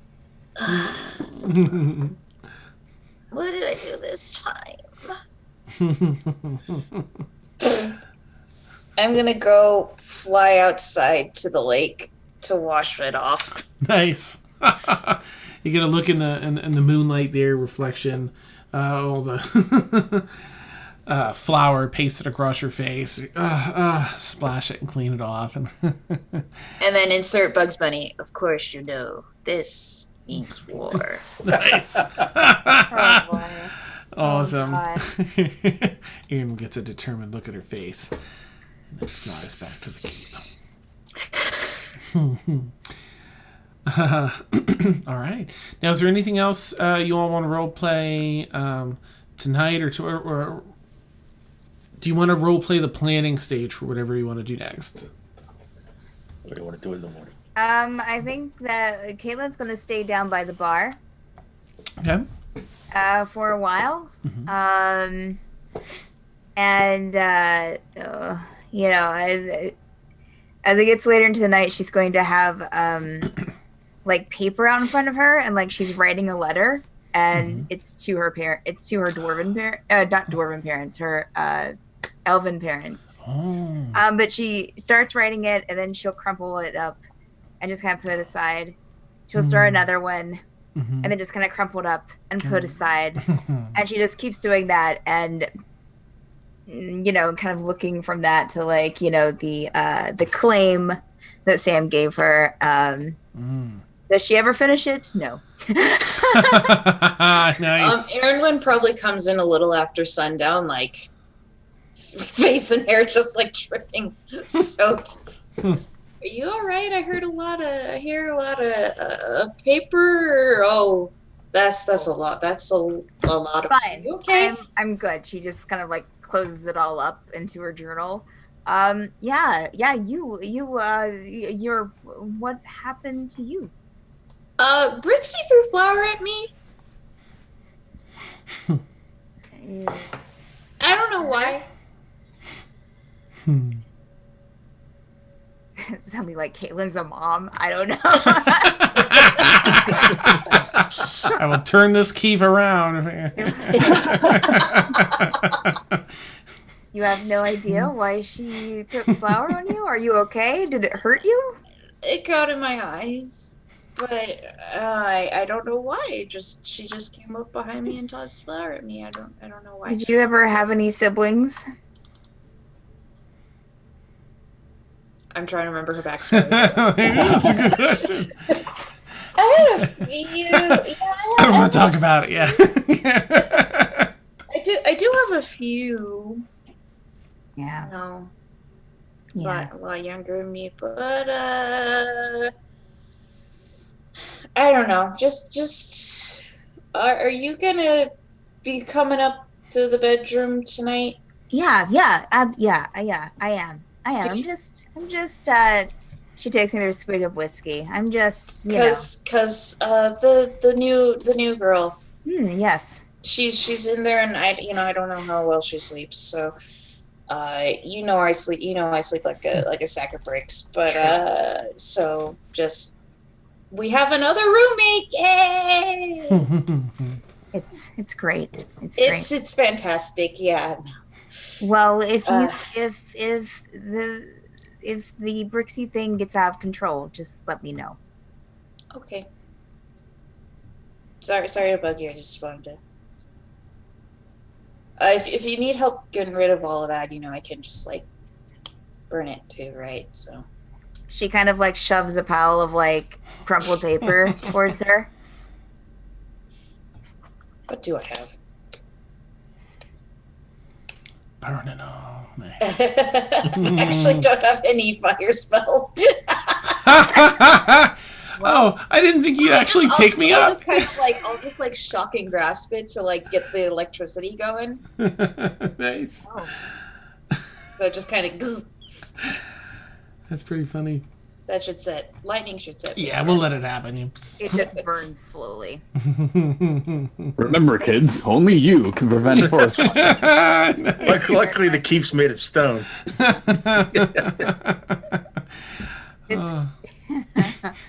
Yeah. Is the table wood, Dan? Mm-hmm.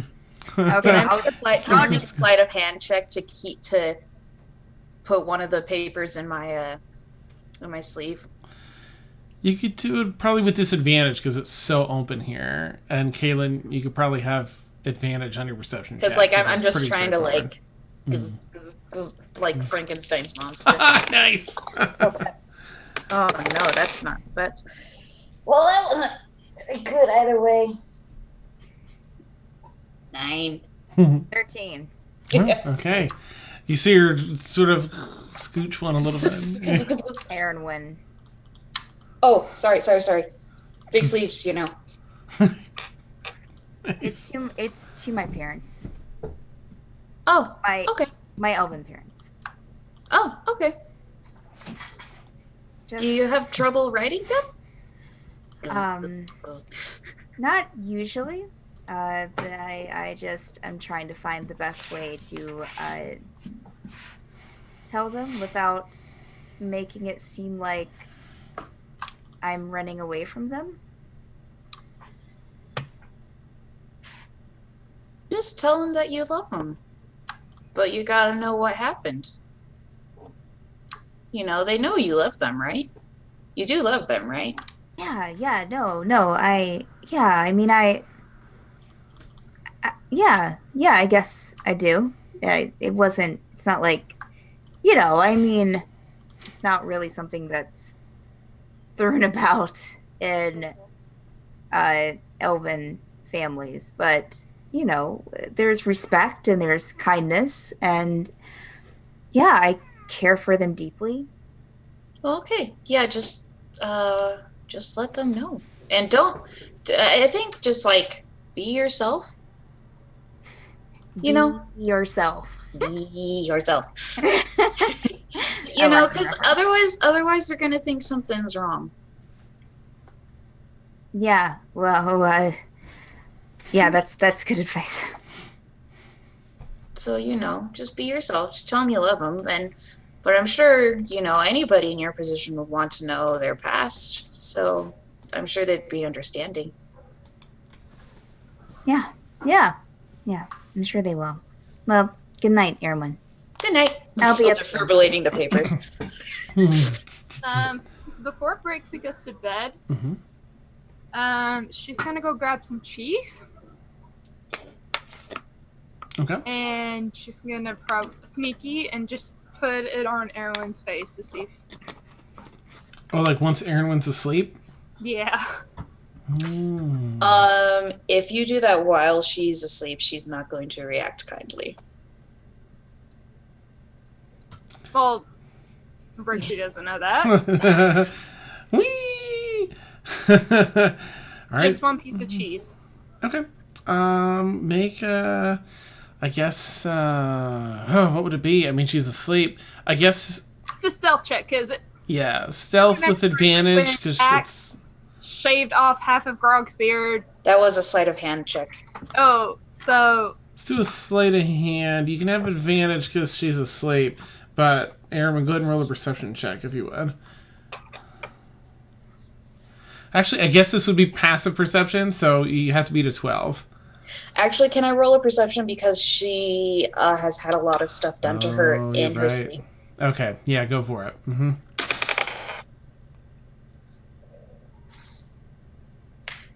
Can I take the 12? On second thought.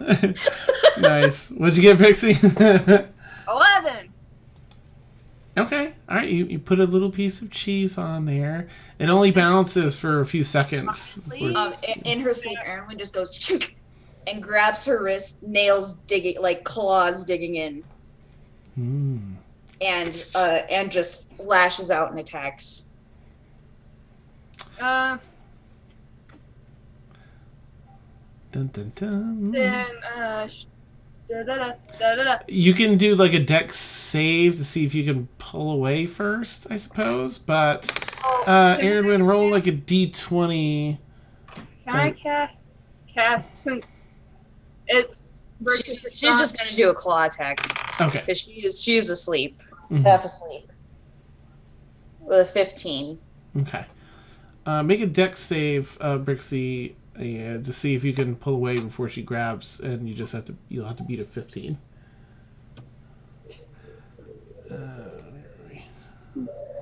she probably grabs me, but I've been keeping average on my rolls. I'm not doing too bad tonight. 15. What she? I rolled a oh, 15. yeah, I guess you can each roll again. I mean,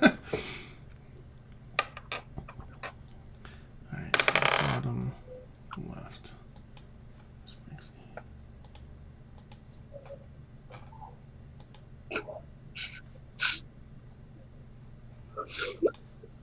You go first, Sam. 15 again. Yeah. I don't. She grabs my wrist. Okay. 10. Feel the nails dig in. What's the damage? So digging it with the claws, that's a 5 damage, Okay. and then she's slashing too. Ah. Just Brixi, self-defense. Out of just scared and just reaction, she's going to cast 2nd level Hellish Rebuke. Oh my gosh. We're back again. Scared. You have to make a dexterity saving throw. I'm actually just going to counterspell that. I She think hears, Is that? But, Are you awake now? she hears the spell and she counters it. She's in combat. She's in combat mode. Someone is attacking her while she's asleep. This has happened for a year, so she's just protecting herself. Because she is not. Okay. All right, go for it. Oh no! What's her face? Is in the. It's in the room. Nala's in the room, yeah. Nala's in the room. Mhm. She's assessing. Yeah, you know. She And they made sleeps it with enough one eye noise to open, so. Wake anybody else up on that? Well, I'm downstairs in the karaoke room, so it doesn't That was a matter. former rogue. She probably knows exactly everything that's happened so far. Yeah. No, she wouldn't counter it. She's just freaking. You're right. She's just freaking out. Okay, so so go ahead and do the Hellish Rebuke thing. What has to roll for that? Is that an attack or? Save, and I cast it at 2nd level. What's the save? Dex. Oh, and Horsey Toad is offering Aeronwen his inspiration die. Oh well, I rolled a dirty 20 on that. Oh, okay. Nice. Thank you. I'll save that inspiration die though. Take half damage though. So, Okay. What's go ahead and roll for damage. So 3d10. Oh, right, it's a tiefling one, right? Yeah, I don't lose any. Where's my other d10? Where's my? Oh, there it is. 5, 6, 7, 8. What is half a 9? Well, it'll be 5 if it's damage. It'd be Yeah, 5 damage to everyone. 5 damage back. Okay. Which I'm gonna activate my rune, and that's gonna absorb 3 of it. So I only take 2. She is going to, out of fear, she's just gonna. Actually, so you each do that. She just sits up and like, yeah. and is just screaming at you in Draconic. I need you both to roll a dexterity saving throw, please. Oy vey! What's all the dexterity? What's the size of the inspiration die? D12? 12, yeah. Is it a 12? I'll take. I'm gonna use that on this one. Roughly 12 millimeters is the size. Nice. Test. Okay. 14. Okay. 11. A pillow strikes each of you in the face. Poof, poof. And Nala's got another one like ready. Hold on. I've got a pillow and I know how to use it. I feel like something went a little wrong here. Just want to snap everyone out of it. Aeronwen, oh no. Hang on. I forgot to roll for my wings. Oh no. Aeronwen, runs out to the balcony and is just kind of standing, just holding on to the railing, just like breathing hard. Nala's assessing. You like hearing this downstairs, Dan? I imagine She the was stifle. shrieking in Draconic, so... Woo! Okay, so everyone would hear. Yeah, everybody's bolting upstairs. Before everybody shows up, Well, I'm bolting upstairs. I know I am. Brixi's just gonna I don't want to speak for everyone. run and hide from everyone, especially Aeronwen, because All right. Okay, so you run. Are you? Right, you don't have any more wild fly. shapes. I'm gonna fly to the tower. Okay. As some of you run up the stairs, you hear the wings flapping down a hallway. But otherwise, you head up to the room. You see Aeronwen. You just see her back with her hunched over, hands on the rail of the balcony. Nala with a pillow like a shotgun in her hand. Like.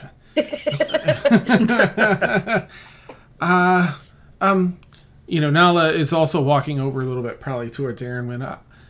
Are you all right? Is everyone else? You all come in. Yeah, I'll go to the Nala side. I'll kind of hold. If I see Aeronwen in that stressed condition, I'm just gonna put his hand on Nala's shoulder and just stop her from approaching her too much. Just like give her space. I've seen her before like this. She's had some traumatic experiences. Oh, something triggered this. I don't know what happened in that room. It was. It had to do with cheese. She points over to a little cube of cheese on the pillow.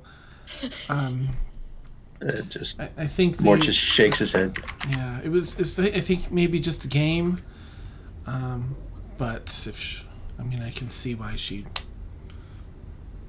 would react the way she reacts if she's been through something. Poor soul. Okay. But I'm not sure where. I'm going to guess that Caelynn probably came up around the time that everyone else kind of caught wind of what was going on. I'm going to only go as far as I can see, like, Aeronwen out to the balcony. And maybe hear something of her telling Mort that, and I'm just going to go back downstairs and pour another 3 glasses of whiskey. Okay, nice. You just line them up and pour across the 3 to fill them up. Neat. Felix adds whiskey to the shopping list. We're running low. Awesome. You settle in, Caelynn, at the bar there, pour your 3 whiskey shots, and Brewer, who you didn't even... He almost blended in. He's been sitting there for so long at the stool at the end of the bar. Nice. Suddenly speaks. Yeah, he's like, so, this is what we've been waiting for. Are you prepared? To endure that for several months, and she nods upstairs. I'm still processing that relationship. It will be interesting. I'm more elven than dwarven in my head. I don't know my people. I mean, I've seen them, my father and my mother, to make up for the wealth that they lost. Used to travel around selling things, selling weapons. They were very good craftsmen, and they still are. So I've seen them, and I've seen into their culture, and I've talked to them, of course, and I was on the guard in the Elven clan and for a bit, and I've seen them. But I don't know anything about. The only thing I know is what I've read. Other than just face value. I see. We are both seeking our origins. Kind of cocks his head a little bit. I cannot recall mine. Only being reanimated after a long time. I hope to. How did it feel? Unpleasant. I can recall being in a dusty tomb with others of my kind. But I was in a power save mode and have few recollections. Decades, centuries pass with fuzzy recollections of the others losing power and life and succumbing to rust and decay. Then being carted to, where was that? Dolphin's Haven, where I was reanimated. But I wish to know, do I have family? Do I have a life from before? Did I make good choices or bad ones? Was I a good person?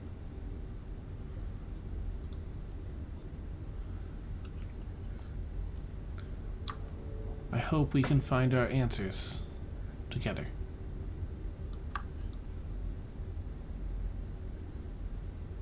Kind of leans forward and puts his robotic hand on yours and taps it. Now we always have this group. And here. Yes. He sits back upright. And for the record, even if you made bad choices in the past, it doesn't mean that you can't continue to make good choices in your future.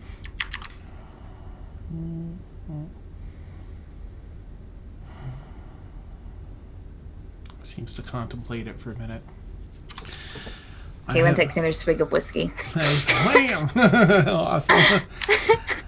I have long sought my name. I feel...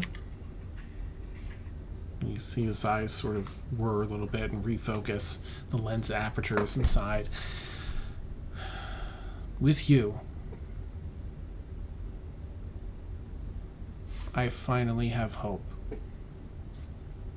He just gives you a gentle nod. And then he takes a glass of whiskey and pours it through his mouth. All over his front. Yes. Caelynn nods back and smiles. He clasps his hands once again and sits back into his eager position, ready to Caelynn go. goes back to writing a letter that she'll never finish. All right, and the night carries on. Oh right, I'm sorry. Everyone upstairs. Is there anyone want to suss any of that out further? Well, that was just a convo downstairs while that was going on. Ed, do you want to go first? Sure, yeah, I'll take it. Galathor approaches Aeronwen really slowly and walks up to the balcony. Kind of leans over it a little bit. Chilly night out, isn't it? Didn't notice. Didn't notice. Maybe we should get Felix on building us some fireplaces. Are you all right, Aeronwen?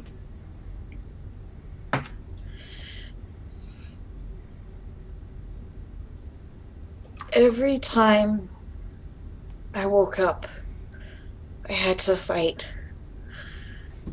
I was always half asleep when the pain first came. And I can still feel the knives the blades in my skin. They were trying to cut out my runes. And they would throw me in a place, make me fight to get more. And it was always when I was asleep, when I couldn't stop them. I couldn't stop them. And I thought she was my friend. Why would she do something to me in my sleep? I'm afraid to go to sleep. Aeronwen, that's not going to happen again to you here. You are among friends. I'm sure what happened tonight was simply a misunderstanding. But I can see how this has affected you. I'll see if I can have a talk with Brixi in the morning about it. I thought the scholars were my friends too. They were really nice to me in the beginning, you know. They taught me. Their lessons made sense. And then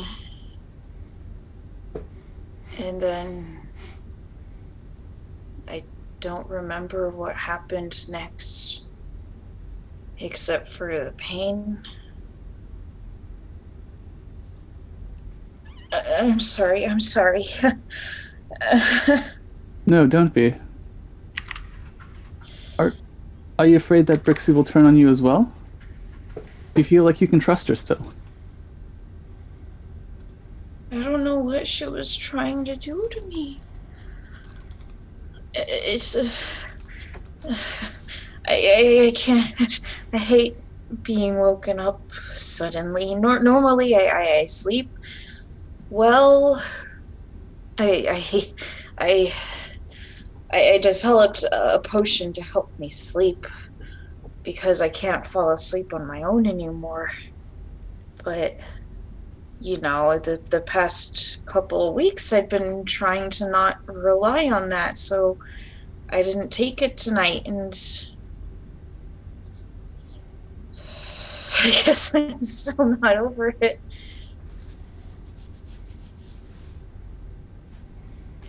Well, you're taking small steps, and that's what matters. Yeah. Do you think you can get some sleep tonight? No. I don't want to sleep tonight. Then maybe we can sit by the lake.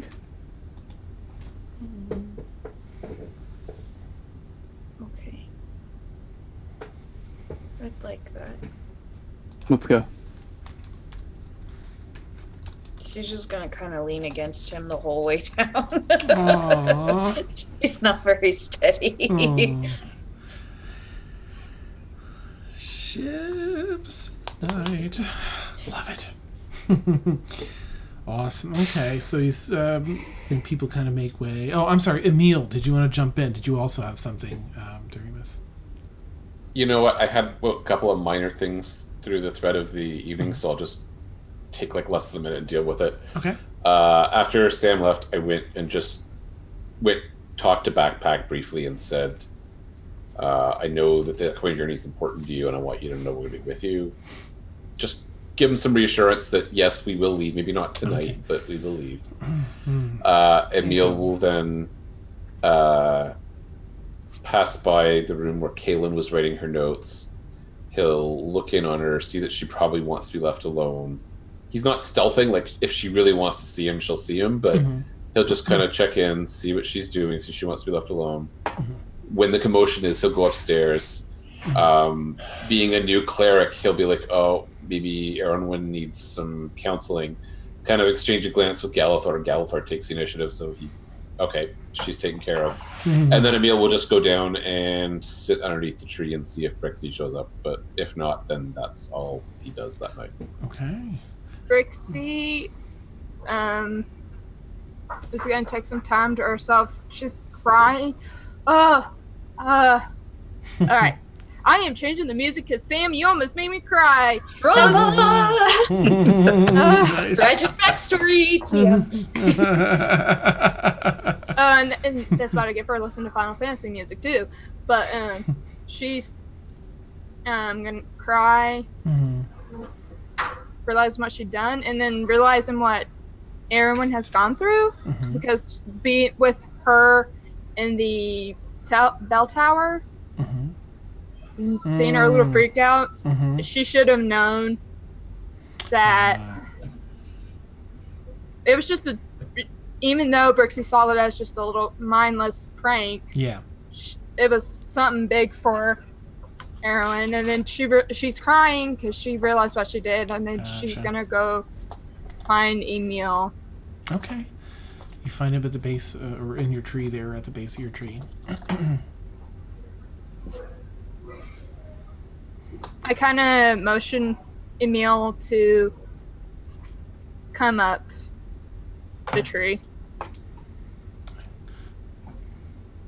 And then some moonlight peering in the dome, highlighting the top of the tree in an otherwise dark stairwell. And then she's gonna find Mello. Okay. And then I don't know where Seb would be. Would Seb be around me? Okay. Just finding comfort in them. I'm sorry. Warren, you're just mouthing Betty and the Jets, weren't you? Baby? Okay. Yeah. All right. And then she's waiting for Emil just to ask her what. Still crying. Emil won't even ask. He'll just hold her hand. That's just there to be with her. And I'm gonna just bury my face into his chest and just let it out. And then I'm gonna Druidcraft some flowers. Because Brixi doesn't do well talking to others. And then she is gonna write, Aeronwen, I'm sorry for what I did. I did not mean to scare you. It was just a little prank because you throwing cheese on me and me throwing cheese on you. I thought we were playing around, but I forgot how tragic of a life you've had before meeting us, and I do apologize. Will you forgive me, Brixi? And I put the note in with Aeronwen's name on it, and then I'm gonna just fly down to her door and just leave the flowers there so she can see them in the morning, and then fly back to where Emil is and just go to sleep. Okay. Ooh. All right. Mort's going to take Nala back to the bedroom. Just crisis postponed, I guess. Nice. Not averted, but postponed. Nala's like, well, Sam said you were all an interesting bunch. I see there's quite a few dynamics. Yeah, you got to stay on your toes with these guys. But try to get a good night's rest. And welcome aboard. And I'm going to head downstairs to the karaoke room, go to the bar, and pour a very large snifter of brandy, and just roll my eyes at Caelynn, and shake my head, and destroy that brandy. Nice. All right. Rough night. everyone at some point or another manages to get to sleep one way or another, except maybe... Oh, actually, right, we've got Galithor and Aeronwen down at the lake. Shame on me for almost glossing over that. Shame. Do you want to roleplay that at all, or do you just want to summarize? She's just gonna kind of like... I don't know that she's gonna talk anymore. She's just gonna kind of like lean against him and just kind of stare out at the water. Galithor will probably point out some of the constellations that he sees in the sky. Nice. Awesome. She'll just kind of nod along, you know, like sort of paying attention to like get her mind off of it, but not really. Like that's just kind of you're wordsing at me, okay. Nice. You rest your head on the sturdy shoulder muscle of the very solidly built Galithor. Sweet fragrance of something wafting off as he points out the constellations. You're able to find a little peace in Galithor. You've got Erin when her hair brushes your cheek as she kind of rests her head on the side. Dan gets to bring out his inner romance novels. Yeah.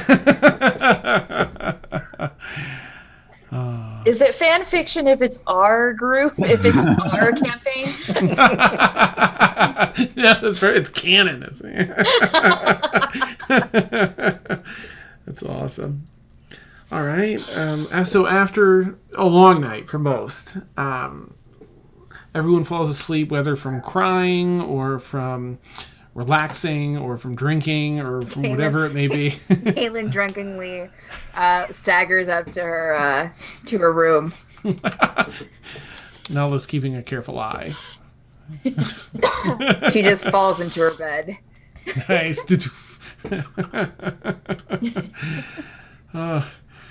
Aeronwen will take a point of exhaustion because she will not sleep. Okay. All right. Oh. I'll match that point of exhaustion. Aww. Eventually the stars fade from the sky and they're replaced by beautiful sunrise. Birds chirp. Fish nip at the top of the water surface. A new day has sprung. All right. Fresh morning. You're armed with knowledge. I imagine at some point you all wake up and go to have some breakfast that maybe Felix has prepared. Does that sound like? Boy. Yeah, let's do. I haven't thought of this in a while. Yeah, no. I gotta get the juices flowing. Let's do like a croque-monsieur. Warren can probably pronounce that much better than I can. Croque-monsieur? Yes, that one. That's the one. Yeah, nice. Awesome. All right. So, and what does that consist of? What kind of smells might they? Ooh, it's just a sandwich. So, kind of warm bread, egg, some meats. Okay. Ooh. Is it toasted at all, or are the meats toasted, or anything that might waft through the kitchen? At least the bread. Everyone smells some fresh baked bread. Yeah, and like cheese as well. Okay, nice. So it's a hearty breakfast. Caelynn, that'll definitely be right up your alley, I think. And Nala too. She's very much about hearty breakfast. She's down there like peeks in. Both Brixi and Aeronwen have PTSD from cheese now. Nice. Yeah. No cheese. I imagine I'm a vegetarian now. Nice. At one point or another, you all manage to find your way down to the kitchen, unless anyone is going to avoid it. Okay, Nope. we'll go down. Sleepily, but she'll go down. Okay. Nice. Given Felix's history of cooking, I think you need to make a will save to avoid the kitchen this morning. Yes. Like, really. Awesome. All right. And Brixi, you're joining breakfast as well? Where did she have to go? I don't know if she went or she. I think she might have checked stepped out. away. Ah, Yeah. okay. So we'll just put a pin in that. She's not there yet. Oh, yes, you are. Okay. So, right. Aeronwen, will say, if you like, do you think you'd stop at your room before going to the breakfast table and see that note? Or do you think you'd go directly to breakfast? I get the feeling that Galathor may have just led her straight to the kitchen, like once they got up there and he smelled food. Nice. I feel like he would just be like, yeah, go get food. All right. So you sit down. And Brixi, do you want to say or acknowledge anything to Aeronwen or ask about the note? I'll wait for you to reply in chat. I think what Brixi would have done if she didn't see that the flowers, if she saw the flowers, she would have picked them up and taken them down to breakfast. And then when she saw Aeronwen, she'll just give them to her and just quietly walk away. Okay. With the note. Brixi lays the flowers down in a note and respectfully doesn't, poke or prod, just leaves them beside your spot at the table and begins to walk out of the room. I'll kind of open the note and slowly read it and then just...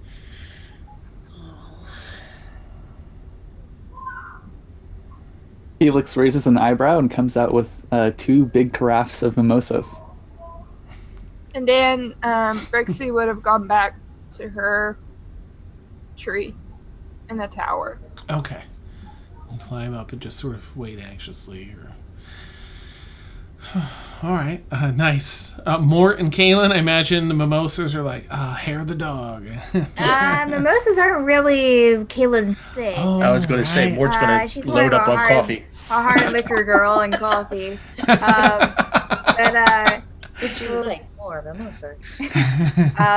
but if I see Brixi walking back out after giving the note to Aeronwen, I'm going to make Brixi a plate and take it to the tree and just kind of sit it at the bottom for her.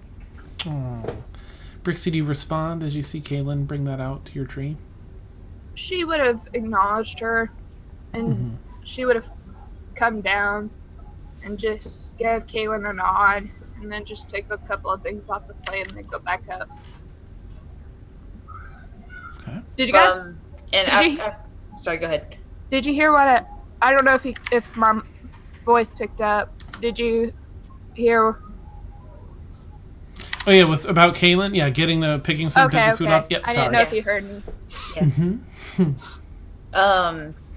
So Aeronwen's gonna kind of like absently wolf down a couple of those sandwiches that she can't pronounce, and then also make a plate for Brixi and go over to the tree and just kind of fly up and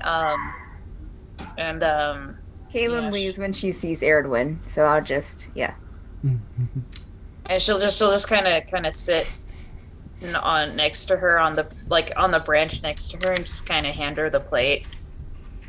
And I'm sorry sorry for hurting you. I freaked out a little bit. Yeah. But it's my fault because I should have remembered. Well, trauma. Pretty sure all of us have it at some point in our lives. So, it's just, let's not do that again. Agree. She looks exhausted, just kind of like, yeah, let's not do that again. And it was the same thing with the flower. It was just a playful joke. Oh, that kind of got in my eye, Oh, sorry for putting cheese on your head. I guess that's kind of what started it. Why are we so weird? I don't know. Hey, do you want to go fly around a bit after breakfast? I would like that. Okay.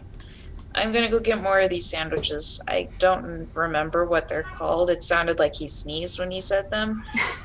But they're really good.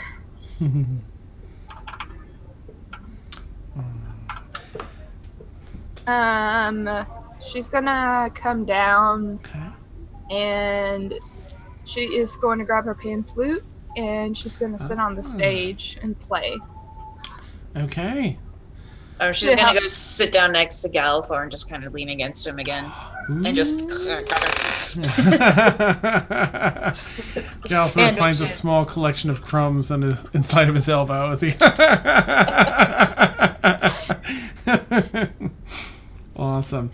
Oh, Caelynn that's throws back beautiful. a cup of coffee. Nice. Nice. Mort's going to wander off to the karaoke room and start putting up a large map of the Empire, or whatever you want to, the crystal, Okay. whatever this is called. Mhm. Start drawing arrows and lines and distances. Okay. And being that half optimistic dad on a road trip, starting to plan out. Beautiful. Excellent. All right. Starts plotting all that out. And I picture Mort getting like a stepladder at one point, like to. Yeah, he's definitely on top of the table doing this. Oh, yeah. Chair, the table. Mort, how did you write on the ceiling? Impressive. Awesome. I have a new spell that I could use to do that. That's pretty cool. Sweet. I think Caelynn probably would have followed him in there eventually. Mm-hmm. So, and she just kind of looks around at everything that he's putting up, and so, what do you think?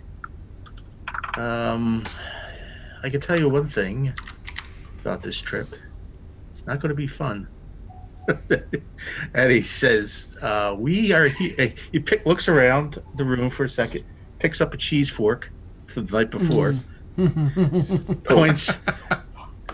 Not a cheese fork. Not a cheese Put fork. down the cheese fork. Not the cheese fork. He picks up a cheese fork and points to Zambora and says, we are here. And this is the easternmost continent, and we're on the western edge of it. The best teleportation circle I have is the one that Sterling Sam gave me, and that's on the western edge of Calais, and I point to the western edge of Calais. That gets us about halfway of where we need to go. There's no two ways around it. We're going to have to take a boat, either to Windoor or all the way to Bonladier. That's a long boat trip. The shorter boat trip is to Windoor, but then we got to trek it across the continent to take another ship to Bonladier. Just that's things we have to consider before we, venture out. Now, it's all things I guess we should get together and talk about. How do we approach this? But it's I can get us halfway there fast, but the other half is not going to be easy.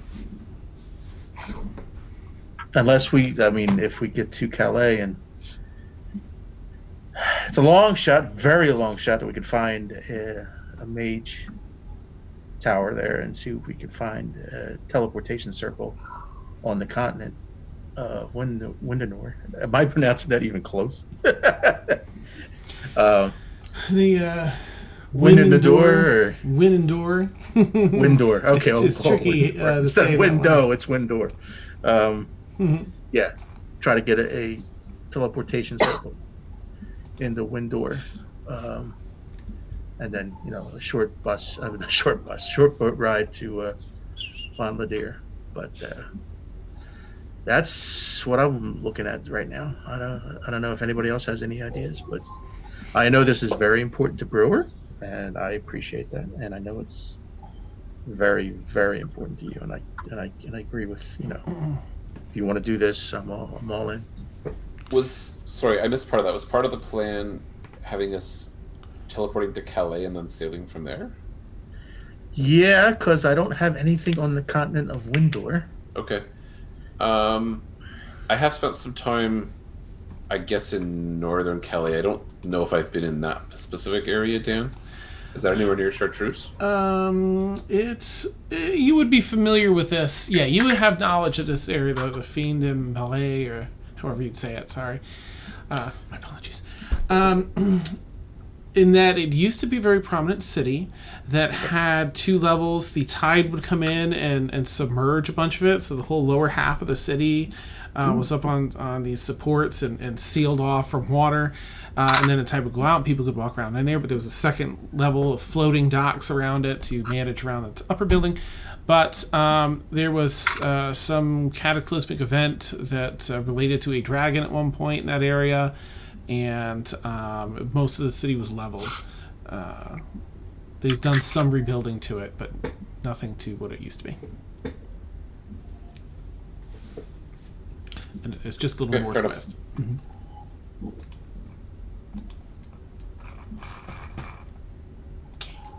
Let's see if I can share this. I mean, I won't. I'm taking it. Is there a group of us in there at this time, or is it just me and Mort? I believe that Brixi's in there playing the pan flute softly in the back. Over by the Okay. stage. I think it's breakfast, so most of us are probably there. Oh, okay. Is this out in the? I thought this was like a separate. Yeah, after Aeronwen and Brixi talked, Brixi came down. Okay. There's a table in the kitchen to eat at, but there's also tables and space in that entertainment room. Okay. Yeah, the entertainment room is right next to the kitchen. Yeah. I appreciate everyone willing to do this, but much. You don't have to. Brixi's gonna yell, "You went to the city of Brass for me. This is repayment for you willing to go to the city of Brass for me." You're our friend, Caelynn. Hmm. We're gonna help you.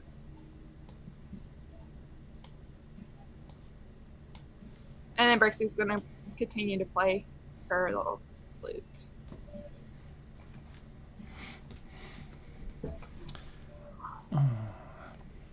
Brewer stands up, walks over to your map, Mort, backpacks fitting snugly over his shoulders, ready to roll. And he points to the western center of Bone Nodir on the map that you have near the volcano, the dormant volcano. There is a port on the western edge right here.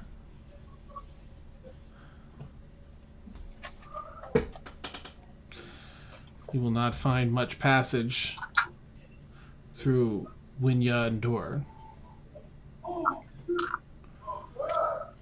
And then he kind of reaches over to Fiend de Malay, says from here to Bone Nodir is perhaps 1 month of travel by ship.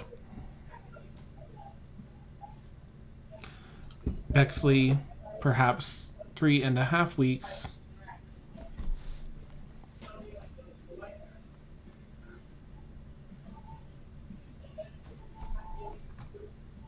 It's good to know. You sorry, want to go back to Bexley's a little- Bexley? Bexley's a little more. Bexley's like Yes, 4.5 yeah. weeks. My bad. You want to go back to Bexley? I can understand. Yeah, you're concerned with that. Yeah, I it's another, according to Brewer, it's another, at least another maybe half week, a week. That's farther south. Yeah, I think, I don't know. I'm leaning towards Calais, and then getting a foot set in Calais, and then seeing how we can get from Calais. Again, as Brewer says, 4 weeks booking 4 weeks passage to Bon Ladir. And yeah, Caelynn, there's, if you need to do this, you're not going to do it alone. Not this kind of journey.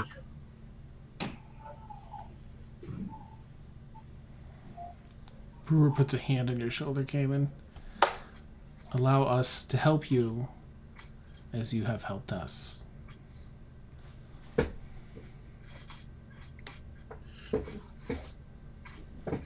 Oh, you might be muted. Oh, what? No, now I can hear you. Right? Now I can hear you. Now we can Okay. hear you. Okay. I just kind of nod. Probably Caelynn's a little teary-eyed at this point. And just stand there. I slide a sneeze sandwich over to her. Caelynn eats a sandwich. And Mort looks at Caelynn and says, and besides, if we don't do this soon, Brewer's going to start walking there. And we're going to find him at the bottom of the Crystal Deeps in about 2 weeks. Nice. Well, Does Brewer have his backpack on? Oh yeah, he's got it strapped tight, ready to roll. Overloaded. He's like that Boy Scout guy in Up. Oh yeah, nice. Russell. Caelynn walks over to the. If there's any sandwiches left, I will take 2 or 3 and put it in my bag. Mm-hmm. And I will turn back around to the group. I'm ready when you guys are.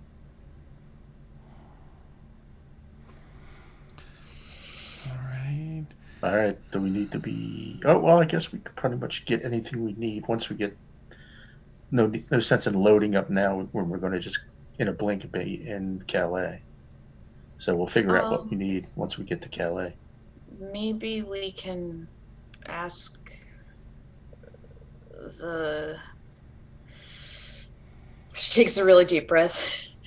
Ask the college and see if they have teleportation circles that are closer.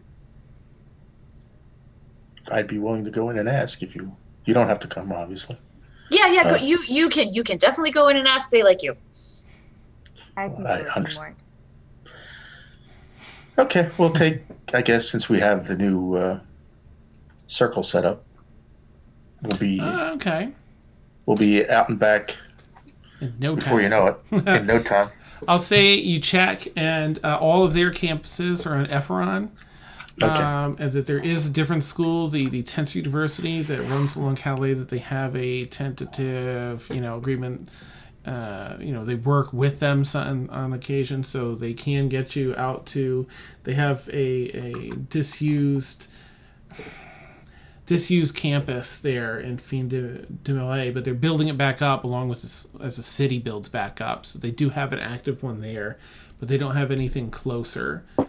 And of course, Caelynn, you would know that on Winya and Dor, they're not xenophobic. Like, they're not going to keep people out from other continents, but they're by no means like letting people in magically, yeah. Appalachians. Nice. So you find yourselves back in short order, with answers in tow. Brewer ready to roll. Everyone sort of has that buzz of energy, getting ready to pack up and head on this journey that's going to entail teleportation and possibly sailing and to this new unknown island to everyone and into a dwarven city. Questions abound in everyone's mind, especially folks with their sage backgrounds. Caelynn, you look at the map once again on the wall, and you look here. As you look at the map, Bonlodier, Cal, Darul, they look so close to Vilya and Torre, yet so far away. And you ponder a little bit at your past and what you have lost and what you've gained and the unknowns before you. Before setting your jaw, as it were, and heading out to begin your journey. And that's where we'll end tonight's session. Yay. Very good. Yeah. Neat. So that was fun. That was like a roller coaster tonight. That was amazing. You're all so amazing. I especially love, and I'm going to give props to Sam and Mariah for like having that go the way it did and come back around the way it did. I love that it turned into a bonding moment at the end, and I was just like, oh, like, do you want to go flying after? Like, that's right. She was teaching her how to fly, and they've got their little dynamic. It was just, that was beautiful. I love the role playing, Sam, and Brixi and everyone. It was just such a great night. I loved all the ups and downs. I loved the extra reveal of some of Aeronwen's backstory. The Galathor and Aeronwen moments are fantastic. The Emil and Brixi moments were fantastic. Caelynn and had amazing things going on, and Mort, you did too. It was just really great. So I'll just keep talking about it for the next hour if I don't shut up about it. So thank you so much, players. You rock. Thank you. Thank you, Dan. It's so good to be Sam, back. can we get props for Sam for just being an amazing role player? Yeah. Yeah. Stop. It was very easy to visualize all that and immerse myself in the moment. I was over here like, no, not the... Oh, here we go. And also, can I plug in something really quickly? Yeah, go for it. For the whole entire year, up till the big event, I'm raising money for Extra Life. Great stuff on my personal channel. Every time that I'm on, I'm going to be playing Overwatch for Extra Life. So far, the community as a whole has raised $505. So if you want to make an offline donation, go ahead. I kind of wish I had the